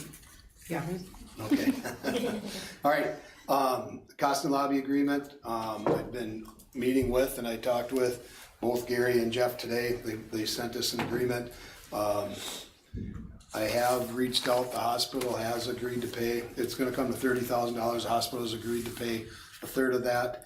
I've talked with the city, I have to get on their economic development committee agenda and go to the city council meeting to ask them if they'd share a third. I'm asking the board to pick up, agree to pay as much as the 20,000 of that, so we can continue working with the costing group. It's $2,500 a month, I think is what it comes to. So, a motion and a second for us to continue working with the costing group beyond or into 2026. I'll move that we engage again with the Costin Group, understanding that the hospital will pick up a third of the cost and we maybe have to pay the remainder. So motion, is there a second? I'll second. Second by Cassie, any discussion? I know that it's a big spend, but I think that it was really money worth spent last year. I think that I was hesitant and was very pleasantly surprised. And I just think it's absolutely needed and necessary, so. They were very close on some of that bonding and some of that other stuff that we asked for last year. So to give it now would be a waste of our Gonna funds say, from last they time. their work for us wasn't finished. It's gonna continue this session, so. And they're actually meeting with the IRRR probably as we speak. Well, they might be done now, because they're collecting, getting information from me today about moving forward. But couldn't Well, we commit. need to pay those They guys weren't willing then. to commit as to when we get an answer one way or the other either. That's why, when you ask me that, I don't know what to tell you. But I know they're working for our behalf with them right now. Yeah. Any other discussion? Any other discussion? All those in favor signify by saying aye. Aye. Any opposed? Motion carries with all members voting yes. All right, the next agreement to look at is with ICS. Moving forward, if we go with being that we're heading in the direction of running another referendum in April, if that happens, ICS agreement to work with us through that time. ICS for their services and the information we've been working on, there is no charge for that, but there would be a $10,000 service agreement for doing all the referendum communication services, website, all those things, so, ICS is part of that, there won't be a charge moving forward, we would just be a $10,000, fee to do the, publicity of the website and all those things, all those documents and things that we put together. I would offer a motion to accept the terms with ICS, their professional contract of $10,000. There's a motion on the table, is there a second? I'll second. Second by Roland, any discussion? I would just like to point out, I think we all know sitting around the table, but I'm not so sure that the general public understands the amount of time that ICS has and their staff have put in to helping this district through these processes with no pay. And there's, for years, yeah, and so, and we are so very grateful for the help. It's extremely affordable, you guys, in all seriousness. Should have been watching these, so I don't know if they knew their agreement was gonna be $0. I did. Neither one of them had up their hands, Yeah, so. I made sure Jeff is in it right. You're getting close to coach's pay here. Yeah, right? Hours and pay, right? Yeah, I echo Don's, comments, definitely on that. Knowing what I know of contract work. That's very good, and it's really it's great for the community, it's great for this district, and I appreciate it, so I wanna thank you for that. Yeah, Appreciate the kind I, words. I'll share with Jeff. I sincerely appreciate, the work that I personally have been able to do with Jeff and now with you, coming on board too as a primary, and, we have just spent so much time, working on these issues, right, and getting very sound advice, and, I just really, really value the relationship, and it is too cheap, honestly, the amount of value that your organization is bringing. We really appreciate it, so thank you. Okay, did we vote? No. We did, right? Oh. No, Motion we is haven't. second. All those in favor signify by saying aye. Aye. Any opposed? Motion carries with all members voting yes.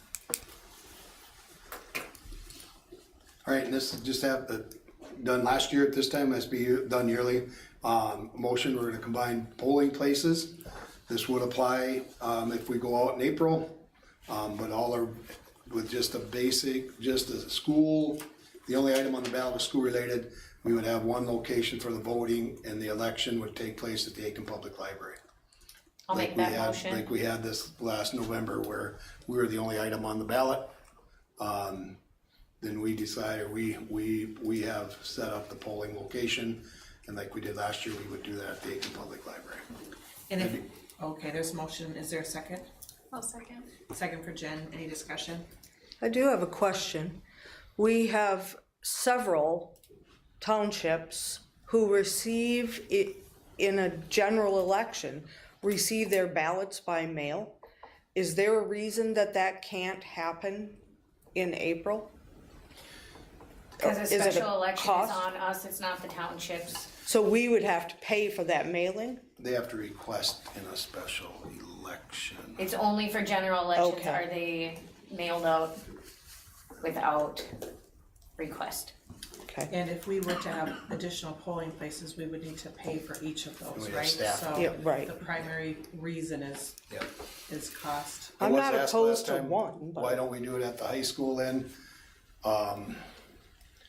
It's typically, Tuesday's a school day, and we all know what parking's like around the school.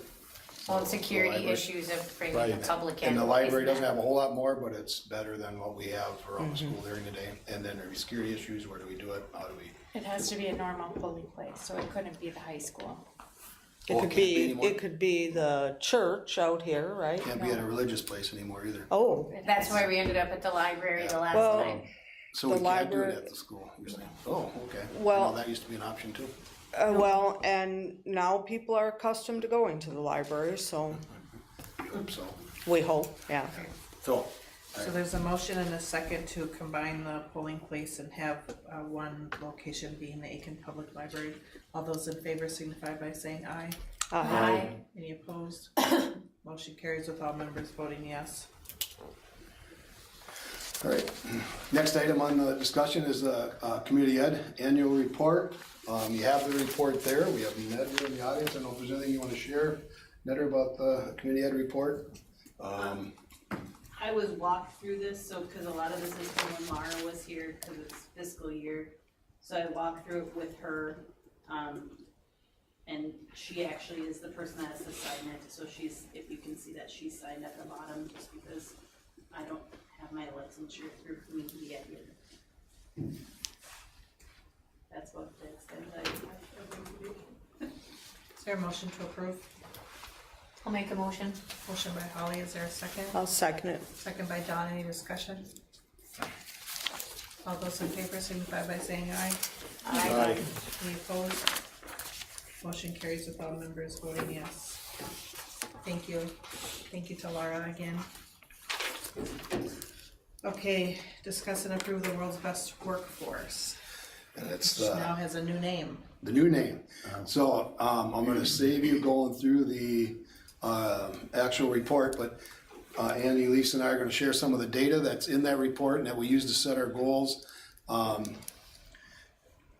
In the past, Kathy Christie helped me put this presentation together. She's not here, that's why we got a great background and not something fancy. We want to show some of our test scores, and I'm going to share some of the district-wide data. Both our reading scores and our math scores increased, as I shared with the board before. Math about 4%, reading just over 3%, and that's district-wide trend.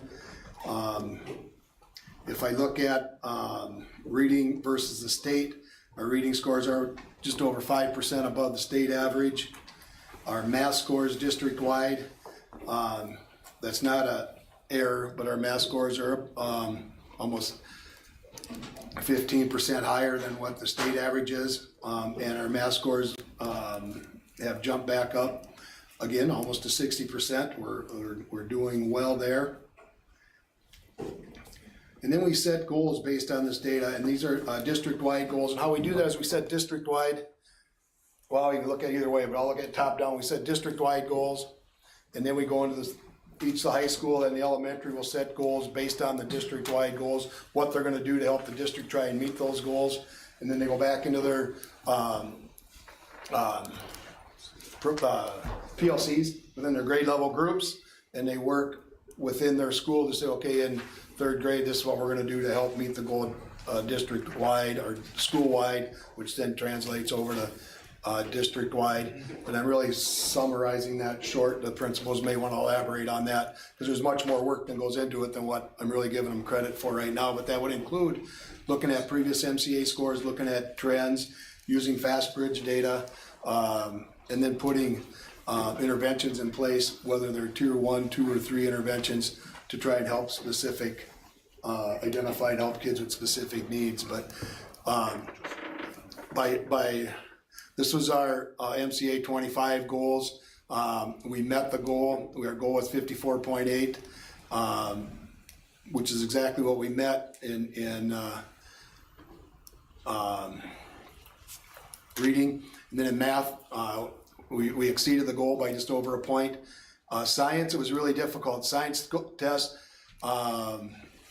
based on the old test, our goal was shoot 43.6 passing, while the new test results came back totally different format. And we'll talk a little bit more, and the principals might hit on that a little bit more. So what we did now for 2026, our reading scores, our goal, we're raised them 3%, up to 57.8. We did the same with math at 62.8. And our science scores from 25, we're at 26% of the students who are proficient. We're raising that to 29.4. It's the second year of our new MCA science test, so our scores will hopefully catch up. or at least level out. So there's really not a comparison to science from this year to last year or the year before. Strategic plans to meet these goals. We're going to continue with the day-to-days that the district allowed us to put in the 2 added days a year as staff development and staff work. We'll continue with the ELA curriculum review. We're continuing with our Tier 1, and Tier 1 supports are just high quality instruction for everybody. Strategies both at Rippleside and the high school that would include the READ Act training and things like that we're doing. The curriculum review processes we're involved with. I jump ahead a little bit into that. Our district-wide initiative, our goal 2, again, is implementing the READ Act requirements. K3 and SPED team received letters training that is expanding. Training, reading instruction training is expanding. K2, implementing UFly phonics curriculum. 610's implementing My Perspective curriculum from Savaz. And Dan, I'm gonna add one thing, so you got the strategic plan in there, that's supporting the districts, the plan you guys created, just so that before. Yeah, these are supporting the goal 2 is supporting the strategic plan of the district. We're going to continue to build on the multi-tiered systems of support framework, working at continuity not only within the buildings but from district-wide. Last year, and started last year, working on it this year.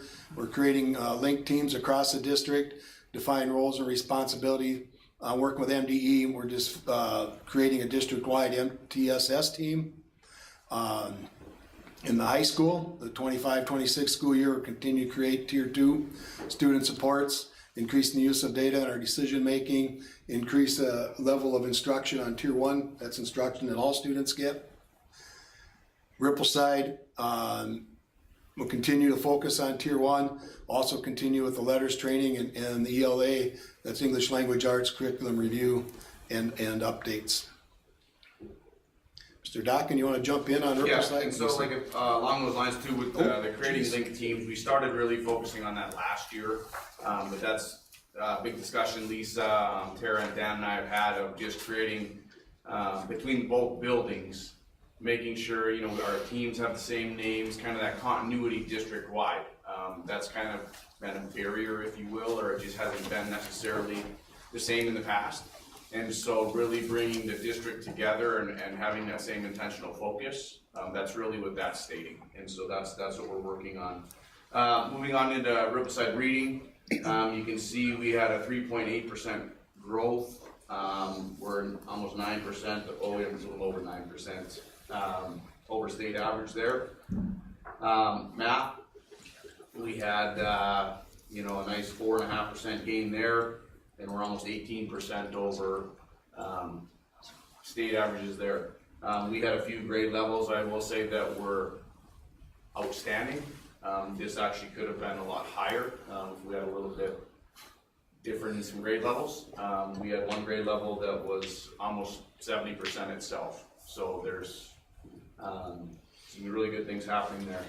Rippleside science, that's science is... I just point out in math, if you notice, the state went down about 5% last year due to the testing and some changes. We continue to increase, so I think that's hats off to our staff and students at Rippleside as well. Now you. Andy, which grade was the highest? I won't ask the lowest. That you just said? Third. Okay. And then that Rippleside, I can say Dan touched on a little bit. New tests last year. Unfortunately, reading and math take a precedence at the elementary level, and that's just, I would say that's, unless you're in a STEM magnet school, that's pretty common across most schools across the country, I would say. We do have a goal building, and we'll get into that too, but we are trying to increase just science exposure while also supporting our ELA goals as far as our nonfiction text, so trying to do that cross-curricular teaching, if you will.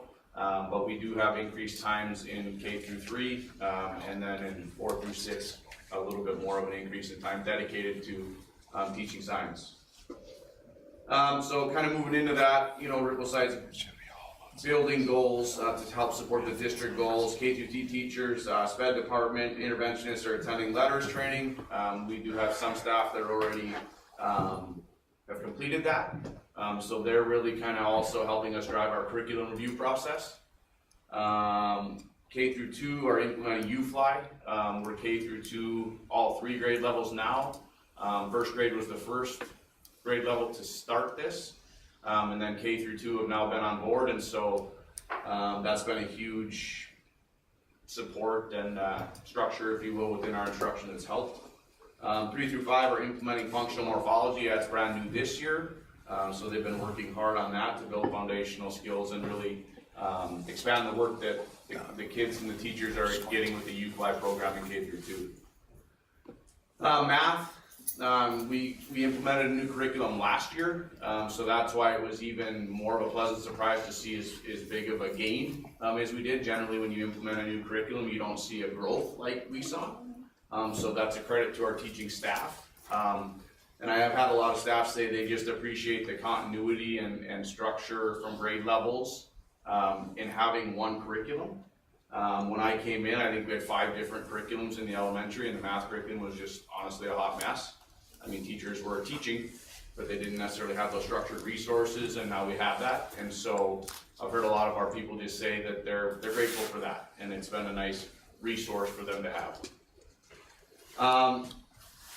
Science, K through 3 for 60 minutes a week. Really K2, 3's doing a little bit more, you know, with some of that cross-curricular teaching, but there's a focus, K through 3 of dedicated science instruction. And then grades 3 through 6, there's 90 minutes per week. You know, 5 and 6, and even 4, I'd say it's higher than this, just because we have a teacher in each grade level that is teaching social and science every day. And so I think we're actually getting more minutes dedicated than, you know, what we've saved a year. Any questions as far as Riverside goes? I do have a couple of questions. Yeah. When we look at those test scores, first of all, let me say this. I hate the way the Department of Ed puts this information out, because people think if you are at 60%, well, you're failing. But that's not the way that we read these. And we know that in this arena, but people out in the general public don't understand that. So let me start by saying that. I'm really curious about what changes have taken place at Rippleside that bumped those math and reading numbers up that you can point to. I think it's multiple things. You know, I mean, I think a huge credit goes to the staff. You know, I think we have good teachers, and part of it when I came in, you know, I think that there had been under a lot of scrutiny just with regional skies, you know, some of the structures that they were kind of being mandated. And I think that the art of teaching was lost, and I think that that's been brought back. I think people are empowered to use their skill sets. I think people go into education, and each teacher's different. You know, our structures are the same, best practices are best practices, but I think people feel the freedom to teach, you know, and teach how they know how to teach, instead of being told exactly how to teach. So I think that freedom has been a big piece. People have been empowered that way. I think the letters training has been huge. The READ Act has put a lot of stress on people, but I think the principles of it are very valuable. You know, we made the choice as a district to have our staff do letters training. I think that's a huge benefit for our students. I think that is the Cadillac program out of the programs that we were able to choose from. It's a lot more labor intensive, which, you know, that again, it's a credit to our staff for being willing to, you know, invest in it and commit the time to do it. And then just structures within programming. You know, I'll say K2, the U-Fly programming, having the consistency or the continuity, if you will, K through 5 with the same math program. It just allows staff to build year after year. I think that are some other things in place. I think we're getting people, you know, we try to get our staff to go into other classrooms and just watch each other. You know, some of the best free PD that we can offer is letting our people see each other teach. And so I think there's just been an increase in collegiality discussions. I think there's been an increase in grade level discussions. So whether you're teaching kindergarten or first grade or sixth grade or fourth grade, I think there's a lot more kind of commingling across the building and just, you know, discussions that way that have also helped. But overall, I think the staff is super dedicated, and I think, you know, the effort that they put into doing the best job they can possible for our students is overall what makes the biggest difference. Thanks, Andy. And kind of touched on, I think I would add too, the commitment the district made to keeping title positions, and even adding a math title position to help with the data. Teachers will use data. It takes a lot of work and time to break it down, and having those positions help, I think, do that. But I would echo much of what Andy said about our staff. They're just... That is a big omission I left out. I mean, I think the title structure that you know, the idea I had, people thought it was crazy initially, but a huge credit goes to that team. And I will say the professional supports that they provide our general ed classroom teachers. I think the last 2, maybe 3 years, our grade level data meetings, the information that title group gathers and adds to the information that's a part of those meetings, as well as providing just instructional and data supports for our regular classroom teachers, is huge.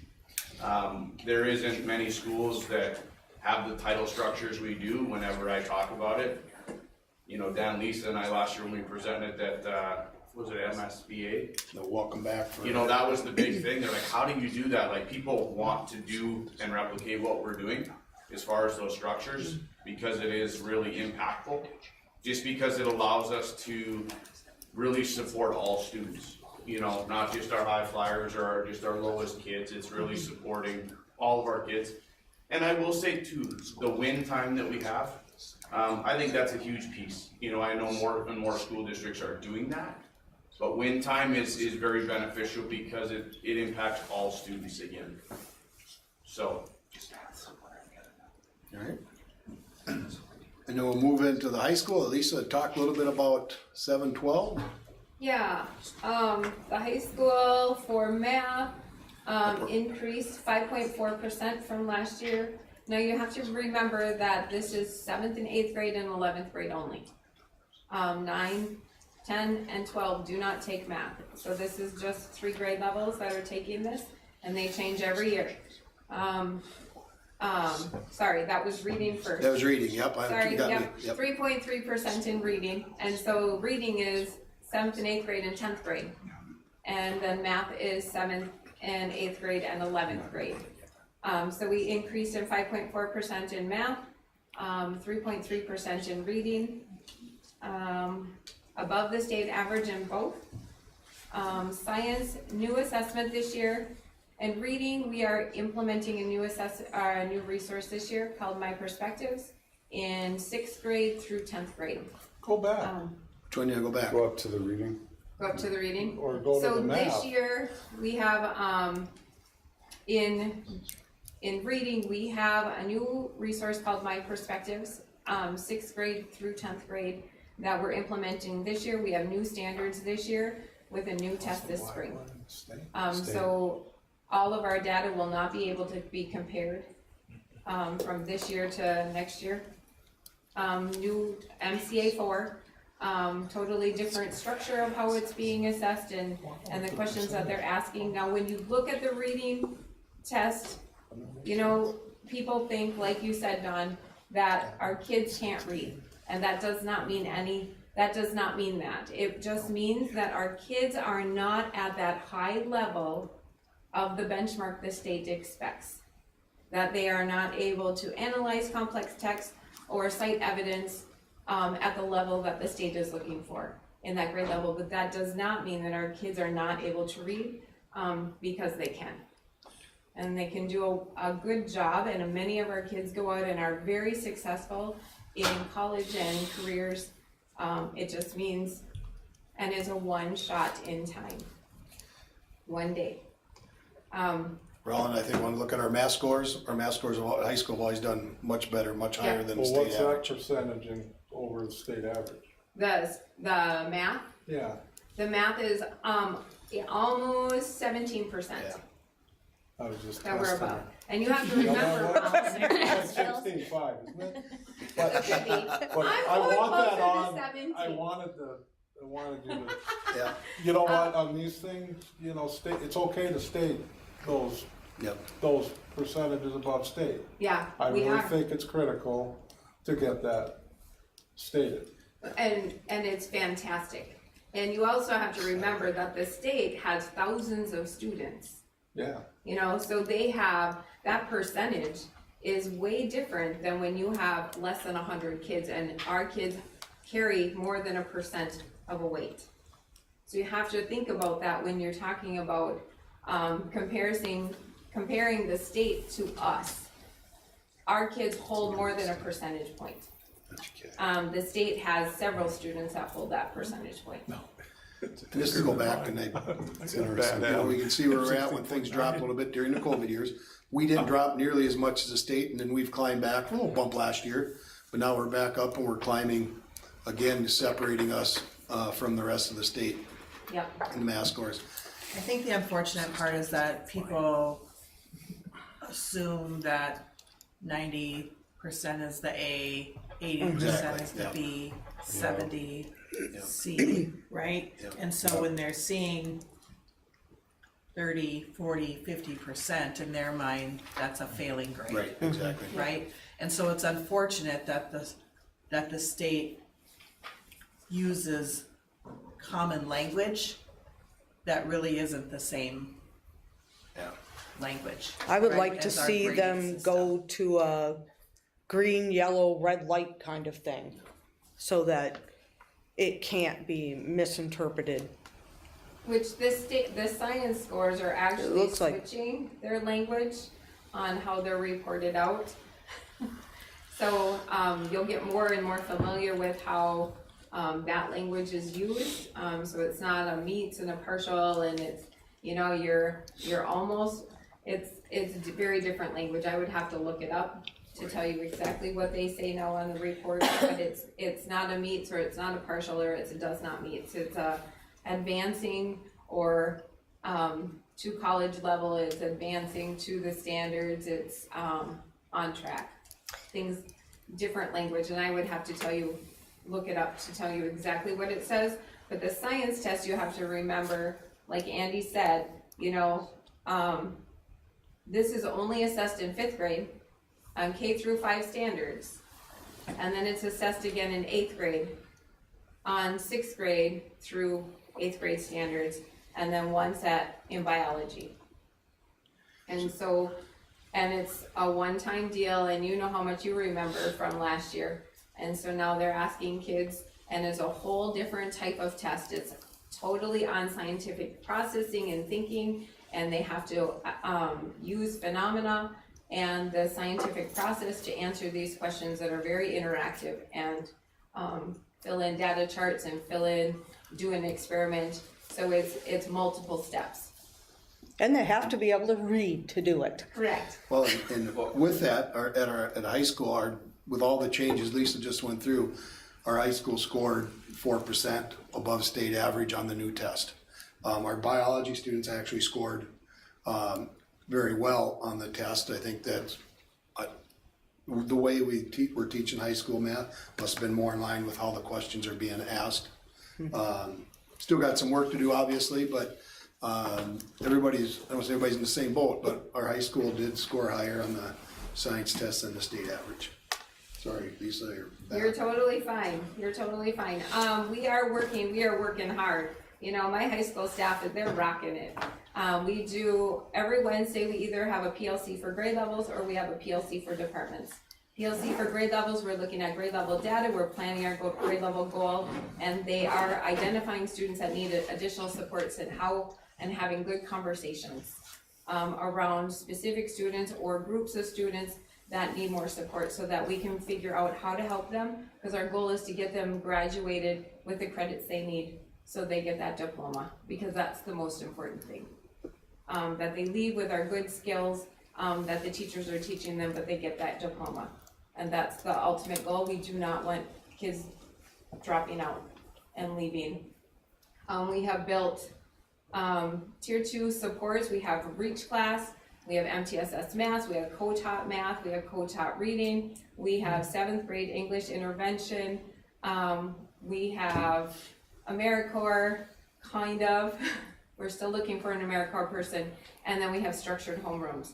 So there's lots of different supports, not that we don't need more, but there's lots of different supports to help students that are struggling. We use the Myers data, which is our behavior, academic, and our attendance. We look at that data together at grade level meetings to see how kids are doing and what's really going on in their world. So we're using that for our grade level PLCs, and then we are hoping to focus on transitions from 6th to 7th grade in reading and math in the next couple in-service days, so that we can kind of plan more intentionally on what is happening, so that 7th grade data doesn't go down as much as it has in the past. Part of that's the time commitment between 6th grade reading and math to 7th grade reading and math.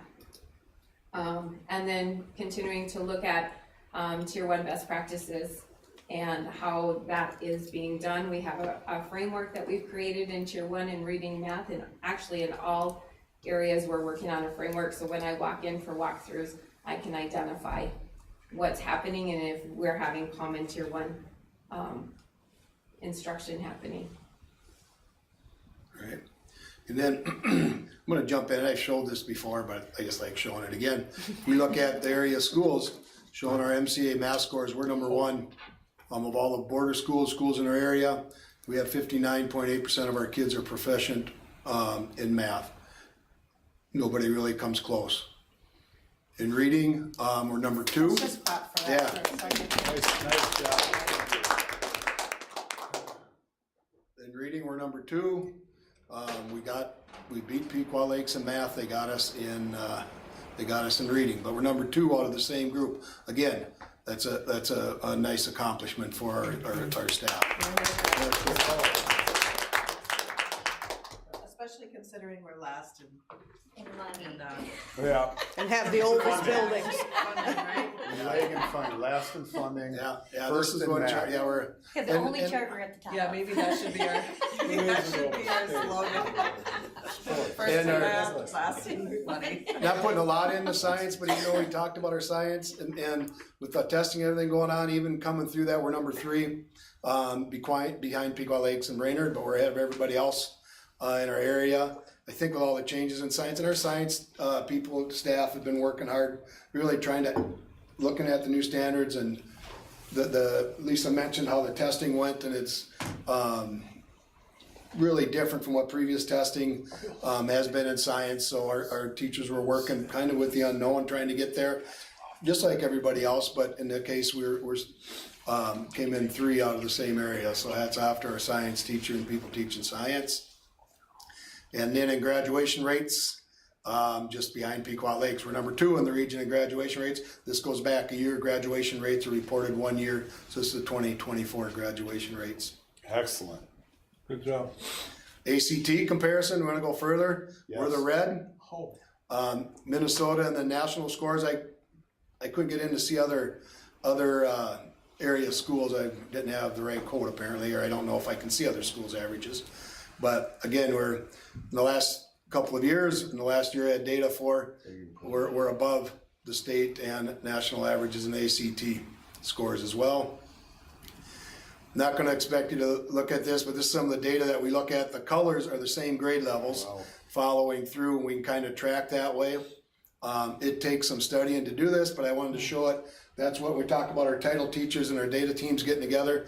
This is some of the stuff they're looking at, and they're trying to see, are we making improvements from 3rd grade to 4th grade, or did our math scores increase from 6th to 7th, and trying to track individual grades. Relevant to your question, that's where you can see individual.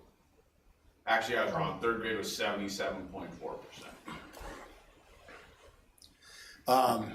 Thank you. I wanna look at, and I don't, oh, you brought babes. And I think a fun fact on that too. We actually had, I think, 5 kids within 1 point of the proficiency, so it would actually put us at 90% in third grade. If we would have had a 1 point change on the scoring. A couple other areas we track data on. This is, the top left chart is the basically free and reduced benefits, students, and then the black line is the free and reduced, so it is a little bit behind, but the one thing I noticed is it did increase almost 4%, 3.7%. In math on the other bottom right, this is SPED, our special education, and the thing, our special education scores increased last year, 15% of our kids.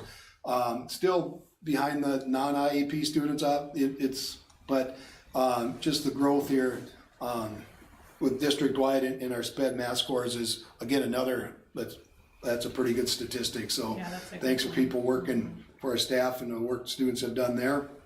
Reading scores, a little bit comparable, 3% increase in our non-educational benefits reading scores, and then we're looking at our students that are on IEP versus non-IEP, our reading scores went up 10.4% last year as well, so some of those areas that maybe don't get recognized or don't, that just aren't acknowledged, deserve to be acknowledged with the results from this past year. So our SPED teams and the work that's being done both in the mainstream and our SPED classrooms should be acknowledged, and they've done a nice job. And this looking at educational benefits data, this is just state comparison on science. Again, not a lot to compare there. It's our benefits, our non-educational free and reduced lunch kids are a little bit behind the state averages there, but there's a breakdown of our CACR report, career and knowledge readiness, I think it is. Civic readiness, career and civic readiness report that we need to ask the board to approve at this time. Any questions on any of these slides? So you got a preliminary, what? It was a long time ago. Yeah. I got a what? You got the preliminary scores. Yeah. Did it change? No. I think our gaps separate a little bit more. Yeah, our scores were a little bit higher, and I think the states weren't as high as they originally predicted. So I think our gaps grew a little bit, not major. It was better for us. It was better for us. But your first snapshot was like, you knew that. We knew we were gonna do pretty good. We knew we were Yeah, gonna do pretty yep.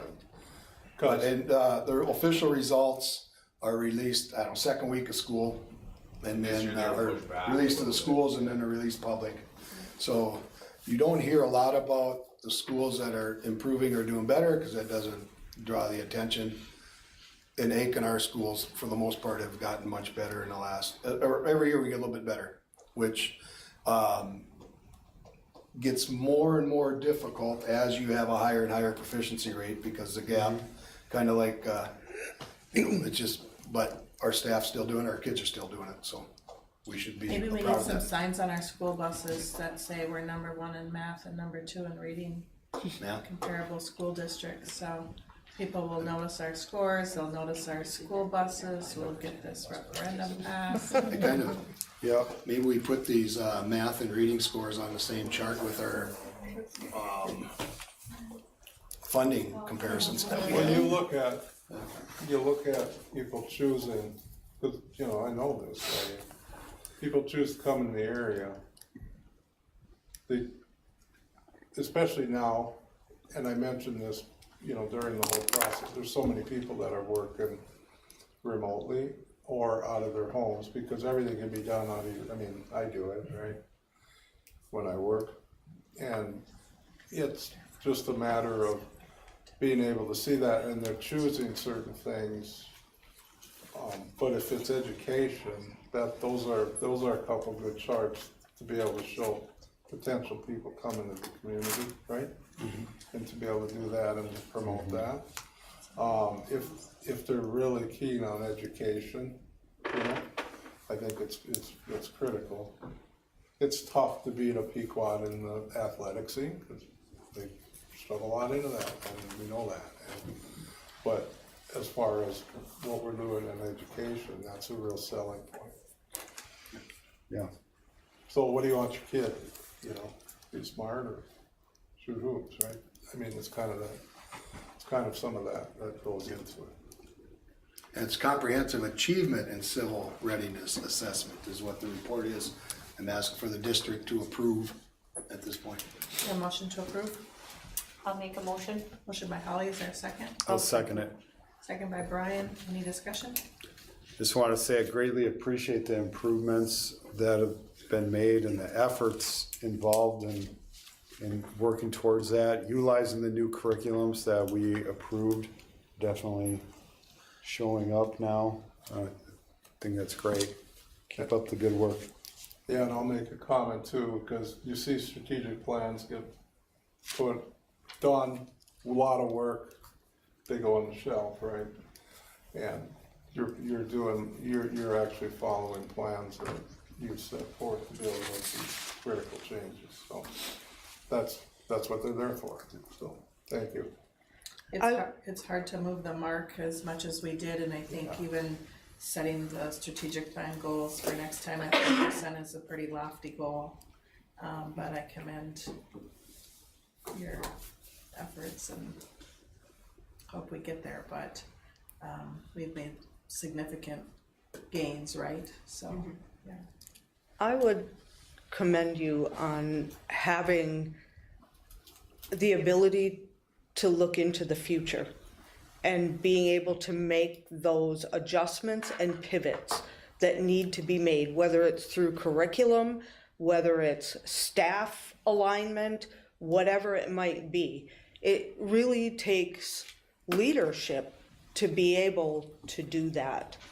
And I can think of several things that we have approved in the last 5 years that have made a difference today in these scores.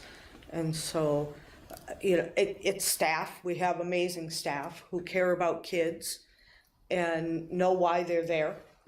And we have good leadership in our school. So thank you for your hard work and your ability to see into the future and make those adjustments. Okay, we have a motion and a second. All those in favor signify by saying aye. Aye. Aye. Any opposed? Motion carries with all members voting yes. All right, our January and February board meeting dates. So January, it's Martin Luther King Day, the third Monday. I think in the past, we've done the week before, that would be January 12th. Are we good with our January? That could be our don't have a lot of, I guess, official reorganization meeting and our first board meeting of the 2026 school year. Is that, do we want to set that? I don't remember if we. The 12th? January 12th? Usually we do the second one, right? You know, that's like a national holiday at my house. The 12th? Yes.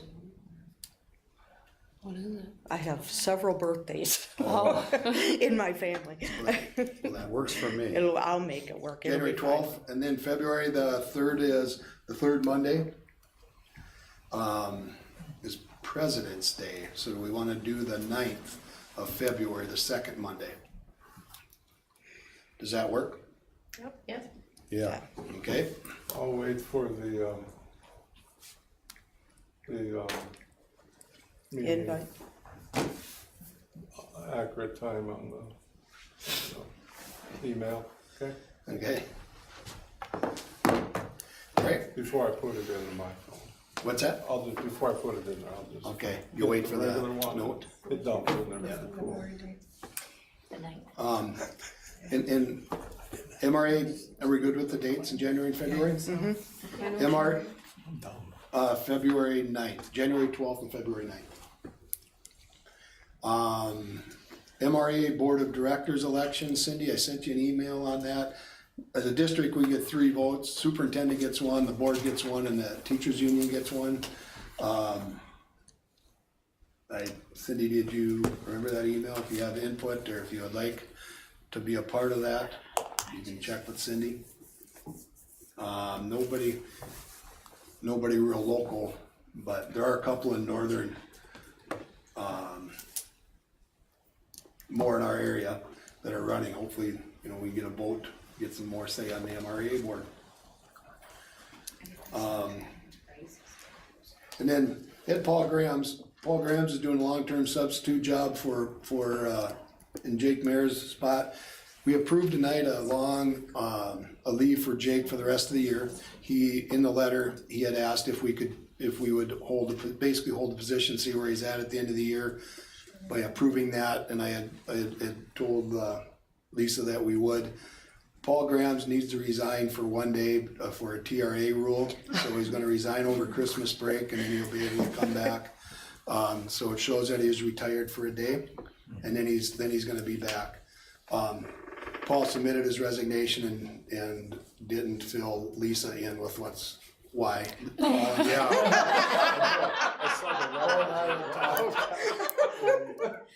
Lisa came to my office almost in tears. What happened with Paul? And I'm like, what? So, so that's the deal there. Reading it was like, I resigned, but I'm available Yeah, the first yeah. week of January. It's confusing. Yeah, he's turning 60 here, and he's got to have, again, 1 day where he's not working, so he's resigning and he's coming back. Paul really seems to love it here. Our kids have been great for him. He's you know, I see him in the hallways chatting with kids, and so it's in the tough situation there. We got lucky. So Paul will be coming back then after Christmas. So. And then You're the gonna last turn one. her into Do you the need to Grinch. know, do you need a motion on that? Yeah, we An probably approval? should have a motion to approve Okay. and accept that. I'll make a motion that we accept Paul's 1 day resignation. Only 1 day. I'll second it. Yes, he did. We have to put him back on for hiring then? I'll bring it back in January. All right, there's a motion and a second to accept Paul Graham's resignation as a long-term substitute. Any other discussion? All those in favor signify by saying aye. Aye. Any opposed? Motion carries with all members voting yes. All right. And it's my resignation. Well, you know that they're not gonna vote and accept that. Yeah, As you know, I think that's a typo. I moved to table this issue. Yeah, I can't.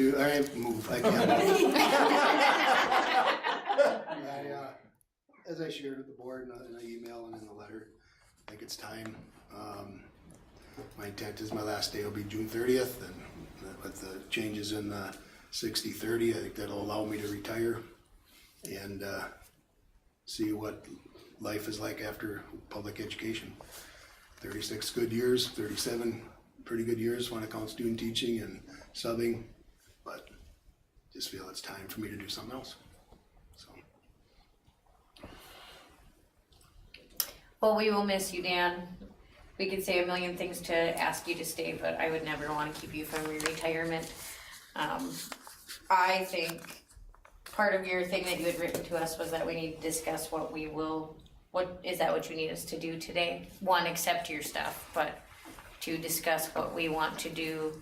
Yes. Down the road. Just give me, and once you accept this, then it'd be a matter of board decide how much you want me involved with my replacement. MSBA does it. There's a few other superintendent search forms. I feel like MSBA does most of them now. I don't know, but you know, if the board would like me to reach out and make contacts, or if you want to meet with one specific group, or how you want to go about getting involved. I'll be honest, I was gonna wait until January, and then I saw a number of other districts already posting, and they're hiring superintendents. It seems like every year it gets a couple of months earlier.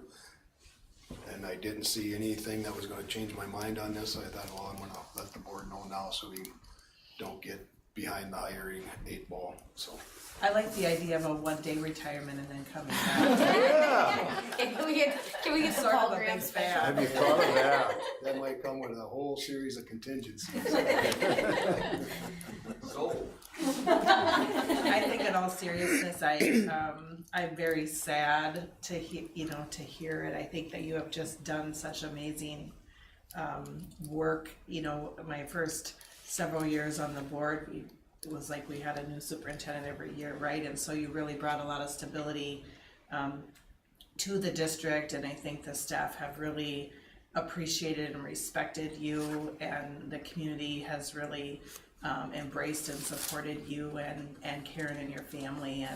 And I know that there's lots of, 11 p.m. midnight texts between us trying to, figure out different school issues, right? How to deal with things as the board chair and as the superintendent. And so I know that it's hard to leave work at work, right? And it's also a very thankless job oftentimes.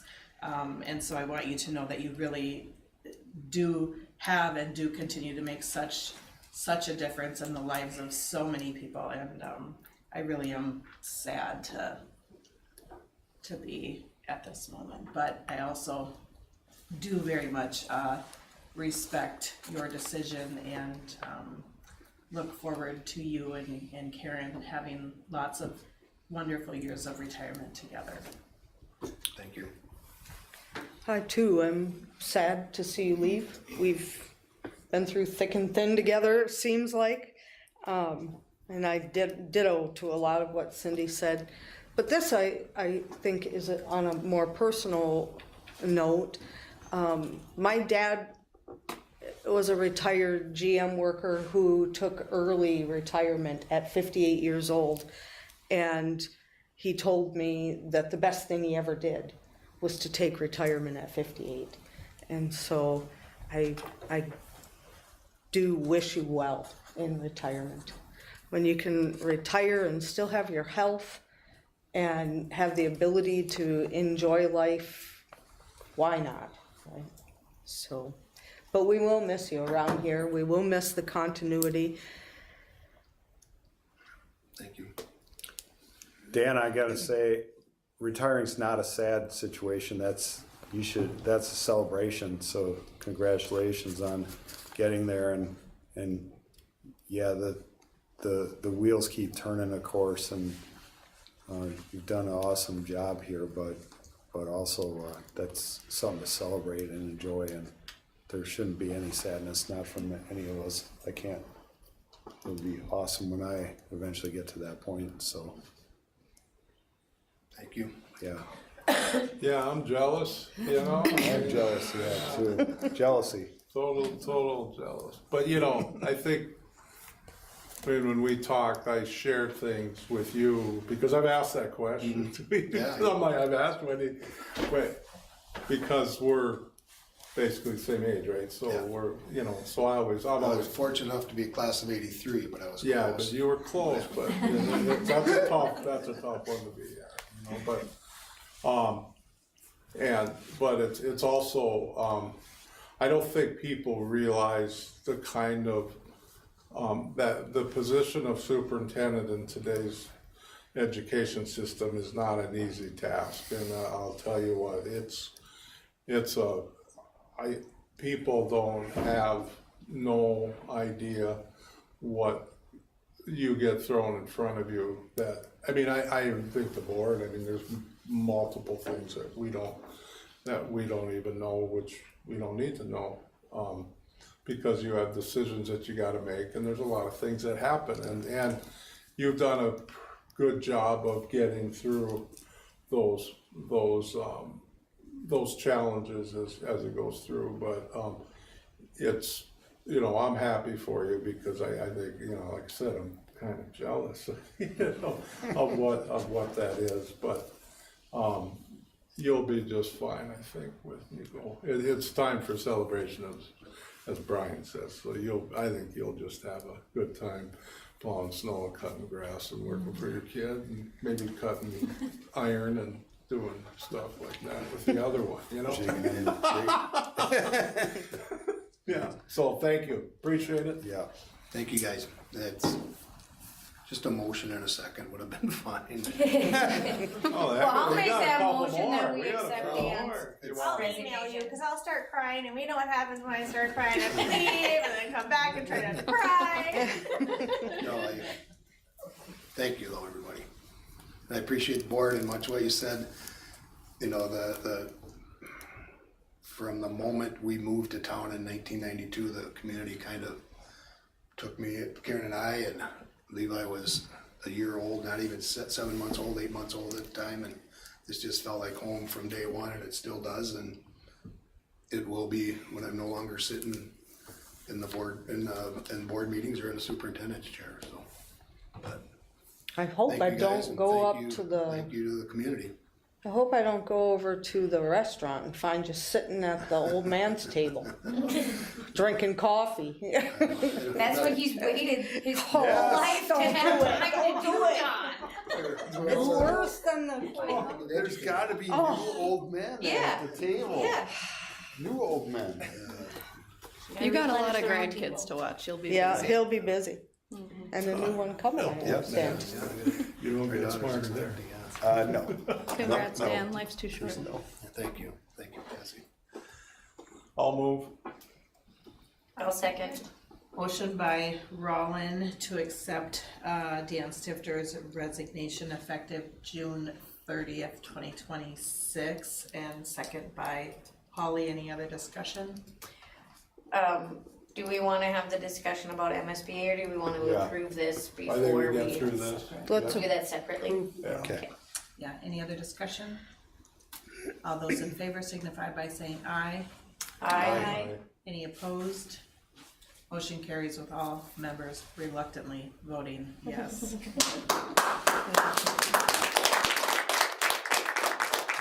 Karen's at home doing cartwheels across the living room. You guys will do anything for a clap, right? Thank you, everybody.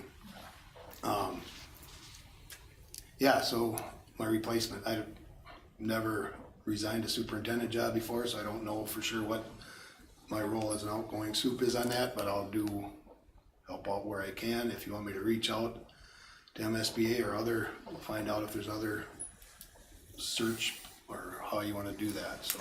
I feel like we had a couple of different companies. Do you recall who did the? School Exec Connect, I think, did it when I was Okay. hired. And I think we had MSBA, And oh then my gosh, we had, I think, 4 different superintendents Oh, in my yeah. first handful of years.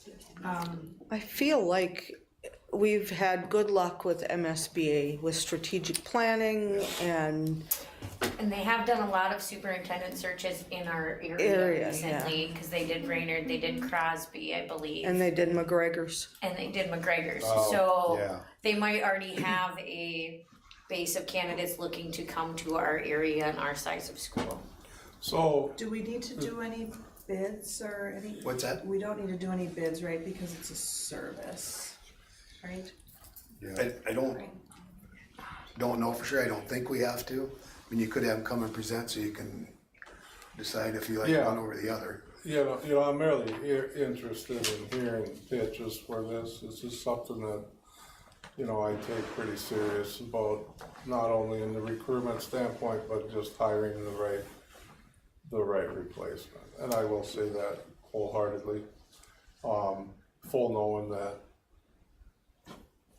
I've made some of the best hiring decisions and some of the worst all in my life. I will say that. And I've just learned over the years that there's certain ways to look at it. So you look at recruitment and reach, you look at,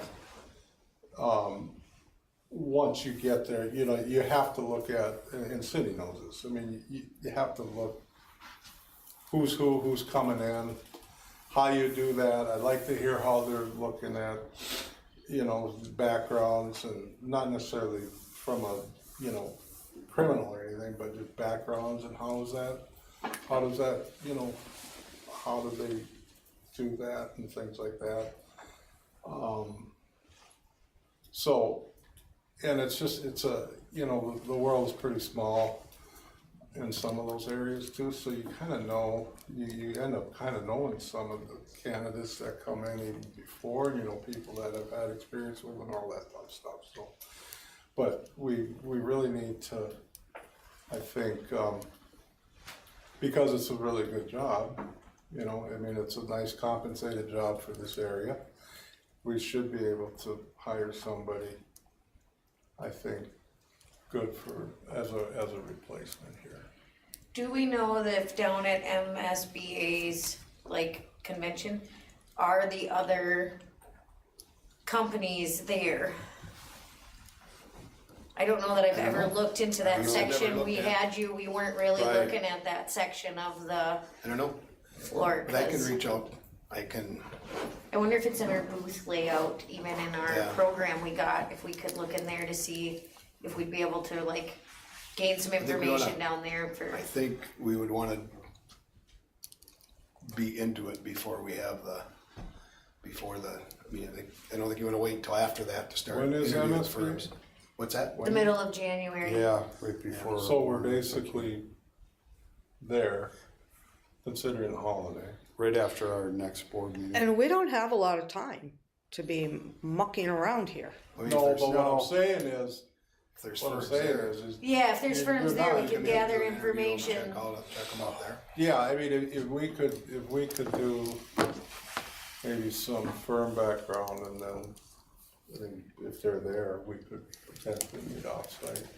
I don't know. I might be able to look on the website. I can look into that. Yeah, maybe if we get some information and then our January meeting, we can decide. I'll send you some emails if I get, or information in email if I come up with stuff. If, would you be open to having somebody present here on the 12th if somebody wanted to just present here? Yeah. Yeah, for sure. Okay, I think- I'll see what I can find. I would guess MSB would be interested since it seems like they have a number of them. I don't know. School Exec Connect is still around. I don't, what happens is retired superintendents get together and they run these superintendent hiring firms, and then they get tired of that, they retire again. So, I mean, I concur with Dawn. Or they create a coffee clutch. yeah. Yeah, But I'll see what I can find on that. Okay, all right. All right. all right, board member reports, I don't think I had any. committee reports, personnel committee. We just, I think, in the board, or in the personnel committee, we just reviewed open positions. Glenn Nurse has started, I think I've mentioned that in the past, but doing well. We filled the assistant musical director position, the musical set design's been filled. We're almost filled with paras at Rippleside, we'll just No, we go with got that. it today. Huh? Well, we're still short of kitchen worker, but we filled our speech pair today. Okay, speech para got filled, working on, filling a kitchen position, looking for, junior high basketball coach yet, but, we're well into that.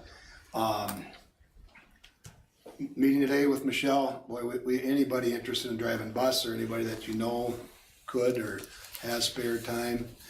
I know somebody next year. Yeah, so do I.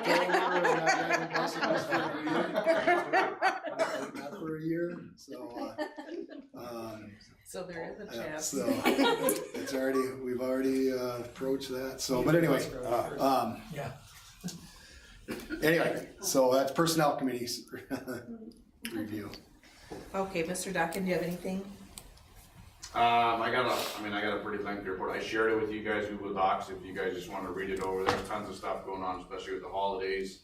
I'll let you guys can read through all that just cause we've been here for a while. Book fair was last week, that was a big deal. $10,000 in total sales. Wow. School earned $2,700 in scholastic dollars.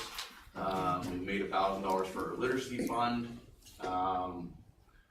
Mrs. Proctor's been hosting parent literacy nights. Lots of staff, things going on actually, for Wednesday is playing into the whole 6-7 thing. Our staff's doing a kind of surprise 6-7 days, so staff's getting t-shirts and whatever, just doing fun things, so kind of playing into all that. Friday's gonna be kind of a fun lunch at Rippleside. It's Minion Mayhem, but day before Christmas, so that should be kind of fun. Lots of musical things going on. Madrigals are coming over like they do every year at this time. Door decorating contest, student council kind of sponsors that, but all the doors, classroom doors at Rippleside are decorated, so if you guys want to see those are pretty fun, pretty creative.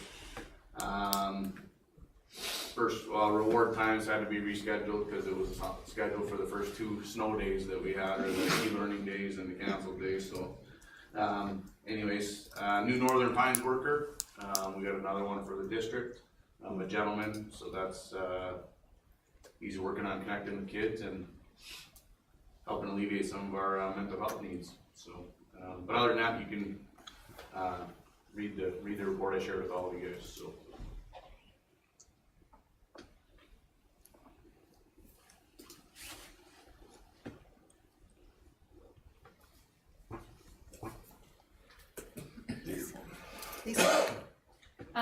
Yeah, so the personal finance class took a field trip to Members Cooperative Credit Union in town on November 18th, and David Williams, the senior engagement specialist, presented to the students on general banking, savings, fraud, and fees to watch for when they are opening an account or just in general banking. And then they had a classroom visit December 9th, where they discussed credit, payroll, and taxes. So plans have already been made to do this again for second semester. Personal finance is now a required class for students in 10th grade and above that were 9th graders last year.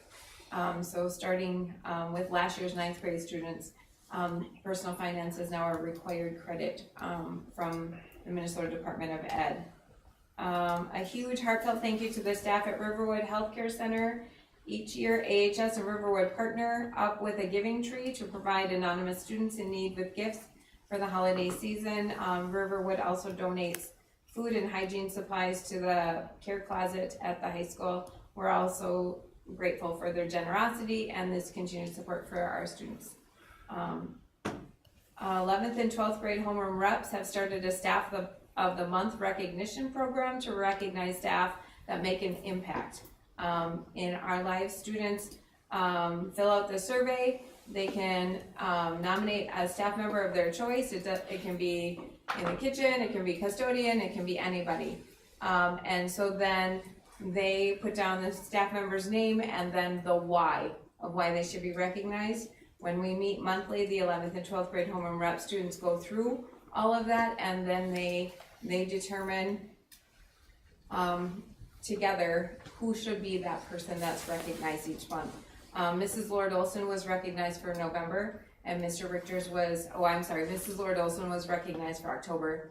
Mr. Richter's was recognized for November. We have not done it for December yet. So that's just one way that our goals for each of our homeroom rep groups is to determine how we're gonna make an impact at Aiken High School this year.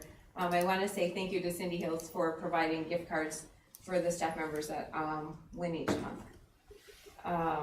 Winter concert, Wednesday at 7:30 this week. If anybody wants to come and hear some great music, that will be. I also want to say Kim Chalik has resigned as a media technician, and her last day is on Thursday. And she has been in our district for 27 years. And I want to say thank you for all of the work that she has done for our schools. Life skills class set up a Jingle Bell Lane for students to shop for family Christmas presents. So they're opening up to a couple of classrooms to see how that goes and if there's an interest, and to see if that'll be something in future years. So that's it. Yeah, and Luann Larson's retiring this week as well. Yeah. Just wanted to give a shout out to Luann for her years of service with the district. Been a long time para at Rippleside, and so she's kind of like Jan, I think, able to retire and going to take that opportunity. So her last day, I believe, is Thursday. So thank you to Luann for her years of service. And I do want to say it is wonderful to have a nurse at the high school. So thank you to Carol Brick for coming on board and being our nurse and staying for the couple weeks that she's been with us. So it is wonderful. All right, thank you to you both. All right, Nedra, did you have anything more? Not a lot. Sports and activities are busy. I just think it's pretty cool. I quickly tallied up to see that there's 200 kids taking part in whether it's sports or STEM classes or other things in the building. That's kind of fun. And so the gym is constantly busy at Rippleside. I met with the YIP board. You guys approved that tonight. Fun to hear them talk and decide how they want to disperse funds. And they approved 3 applications for $2,400. I'm already starting on the spring accent with us having break. I'm working on that because it comes out February 1st. So looking for programming for February, March, and April, and some of May. Have a grand friend get together will be at the end of January this year to kind of alleviate some of the chaos in December. Normally they've had it in December, and I was like, I think that I'm gonna move it because I can't handle the chaos myself in December. So couple other things with Kids Club, we're averaging between 25 and 30 kids before school in the mornings, and anywhere from 45 to 55 after school kids, depending on what programs they're in. So we're pretty full. You know, if anybody that wants a job for 3 hours after school, I'm still looking. I keep adding, but I feel like we have drop-ins regularly. Dan, great job. Wow. He's not available until July 1st. But it's fun. It's just managing kids, and we play outside and we do all the things, and I feel like I get a staff, and all of a sudden we have more kids show up in drop-in. So if anybody that wants a job, it's a fun job for 3 hours a night. So that's all I got. Thank you. That's a great service we're offering for our community and for our parents, so. I will also point out, I think that we've had some families from other districts move into our district because we offer that service, which it is great for families to be able to have. Are you gonna be open during Christmas break? I am open for Christmas break. I'm open Monday, Tuesday, Friday. So it is open for parents to have that as well, which is good, because people still jobs. Okay. Dan? All I have left to report on for tonight is our enrollment, and we talk about, and this will be an issue as we move forward, declining enrollment. Our enrollment's down, K-12, 10 kids from last year at this time, much less than what we were projecting, and part of that, most of that is due to our elementary numbers are more than what we expected. Our high school, when we graduated, larger class last year than what we brought in. We've gained some kids in the high school, but where we're seeing where we made up more of that 20 kids that we lost, 25 kids that we lost due to graduating a large class, is that some of our elementary grades are picking up, which is a good sign because they'll be with us. They'll be with the district for hopefully the rest of their academic career. So gaining enrollment in the younger grades in the long run is a bigger benefit for us. But we're gonna have to work hard at the district's enrollment's declining. It is, but it's not the 25, 30 kids a year that we had thought at one time. And looking at the demographic study we did, and we had the guy review it, we're within 2 students of where that study was. So we're leveling out like he projected we would, quicker than what we thought we would. So, but again, maybe it's the charts we show about scores. I don't know. Maybe it's the childcare that we offer. Maybe it's just that we got some pretty good people working in our buildings, and we're drawing some kids in. So anyway, that's my report on enrollment. And that's everything else I put up in discussion items for tonight. And we will not do a personnel meeting on December 31st. We'll reschedule that. Thank you. Thank you. I don't think we really kind of gave me formal direction on the MREA vote. Did you guys just want me to vote, or? We were looking at, we have 3 candidates.